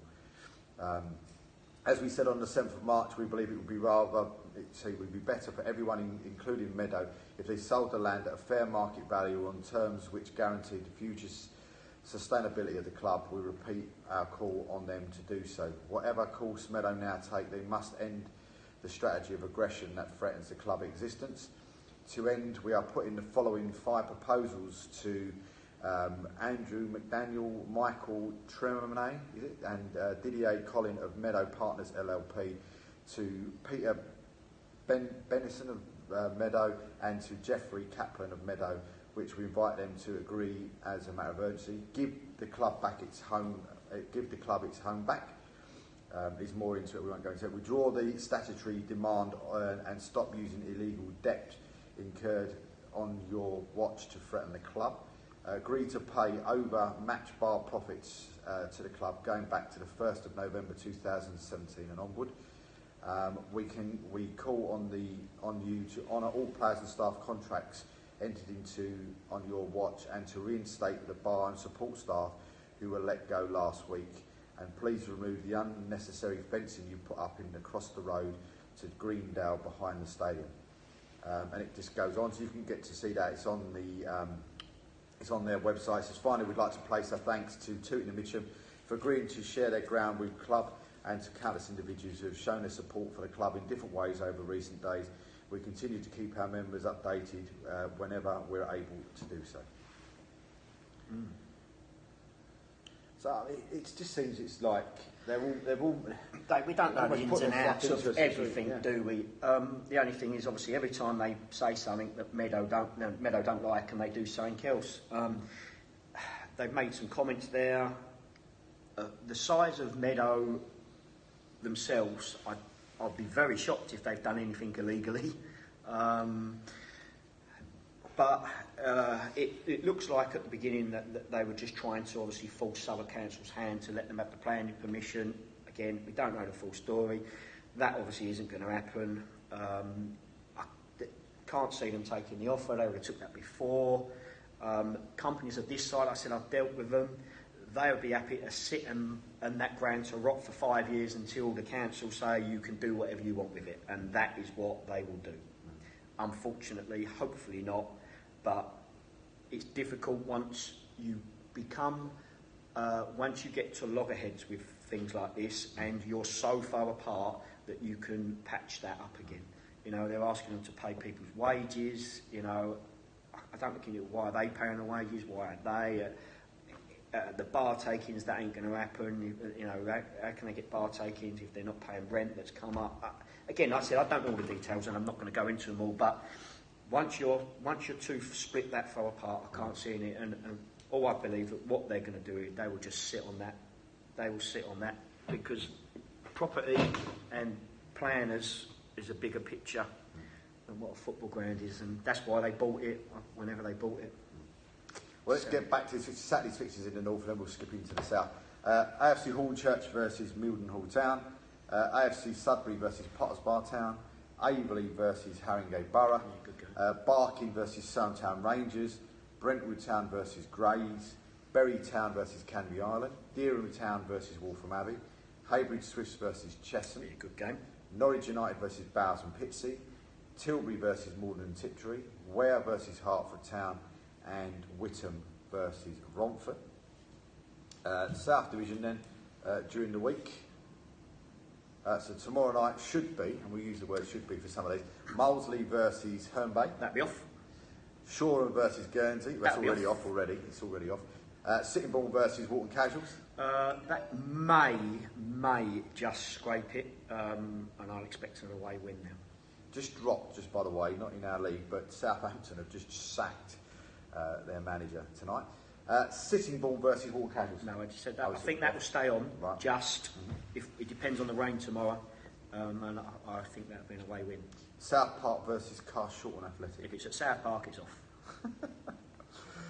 Wednesday night, Cray Wanderers versus Whiteley. Well, that'll be on. What a game that is. I'm torn between that. I really need to go to Thamesmead, but it's a toughie. On paper, I would say Cray, but Whiteley's run is excellent. Cray won't fancy... Well, that's the wrong word. They're the team you don't want to play when you're on a run, like Whiteley Farm they are, but then on the other side of it, it could be the game that could kick-start them back in. Yeah. I think it's going to be a very good game, though. Lewis versus Ramsgate. That'd be on, and that'd be a home win. Thamesmead Town versus East Grinstead Town. I'm not sure that might... If the weather carries on, I can't see that being on. So you're confident Lewis game will be on? Yeah, I think it might do. Yeah. Thursday night, South Park versus Herne Bay. Off. And then on Saturday, Ashford United versus Phoenix Sports, Chipstead versus South Park, Greenwich Borough Thamesmead, Guernsey Faversham, Hastings versus Walton Casuals, Herne Bay versus Whiteleaf, Hive Town versus Sittingbourne, Molesley versus Lewis, Ramsgate versus Carshalton, Shoreham versus Corinthian Casuals, and VCD versus East Grinstead. Funny that them fixtures that come out, Dave, because all the teams in the playoffs are playing teams that you would expect them to win. Yeah. There's no clash of for the first week. Again, that doesn't always happen, but I would say that I'd expect most of them to win. And then on the Sunday, it's Cray versus Horsham. In the Premier Division then, there should have been games started, but I know they've already been called off. Tomorrow night there should be Burgess Hill versus Dorking. If it stays on. That'll be off, I know that one. Lowestoft Wingate. Off. Maybe just pull the plug on it. Obviously it'll be bought. Yeah. Merstham versus Hendon. Again, it might just stay on. But that could be a tough. I'll go for a draw with that. Thurrock Tooting. It just depends. I don't know what if they're pitched up. I think that'd be on. That might scrape it. Tonbridge Angels versus Billericay. That'd be on. And then a game on Wednesday night, Leatherhead versus Dulwich has been postponed. And of course, we know this one's on. Billericay versus Dorking. Off. And then Saturdays, Billericay versus Needham Market, Burgess Hill versus Brightlingsea, Enfield Town versus Staines, Harrowborough versus Lowestoft, Leatherhead versus Dorking, Leiston versus Wingate and Finchley, Merstham versus Harlow, Met Police versus Margate, Thurrock versus Folkestone and Victor, Tonbridge Angels versus Kingstonian, and Tooting and Mitcham United versus Hendon. Some interesting games there, especially at the bottom end. Burgess versus Brightlingsea, Harlow go to Merstham, Tooting at home to Hendon. I suppose you've got to include Lowestoft, I suppose, away to Harrowborough as well. It'll be tough for them. We said it is the Lowestoft one, mate. And Sunday, I don't think there is any good. Sunday, Dulwich Hamlet versus Worthing. Worthing. That's a Tooting, isn't it? Yeah, that'd be a tough game for Dulwich, you know. One, obviously, Worthing are doing really well, but going to play somewhere else, again, it'll take time to adapt. But so when you look at stuff like that, when you're going to go and ground shed, do you sometimes look at it and think, well, when we played there and we've been the visiting side, we've always done really well there. Would that come into any type of effect as well? It could do. Obviously, you want to get the plus. You'll take any pluses if you've got to go and play elsewhere, wouldn't you? The pitch, Dulwich play good football. The pitch will suit them. Maybe Billericay here as well. That's why they've gone to that. But yeah, you've got to, you ain't just going to rock up and say, right, we're going to go and play on a muddy party and with the ground rubbish, but let's just get the games in.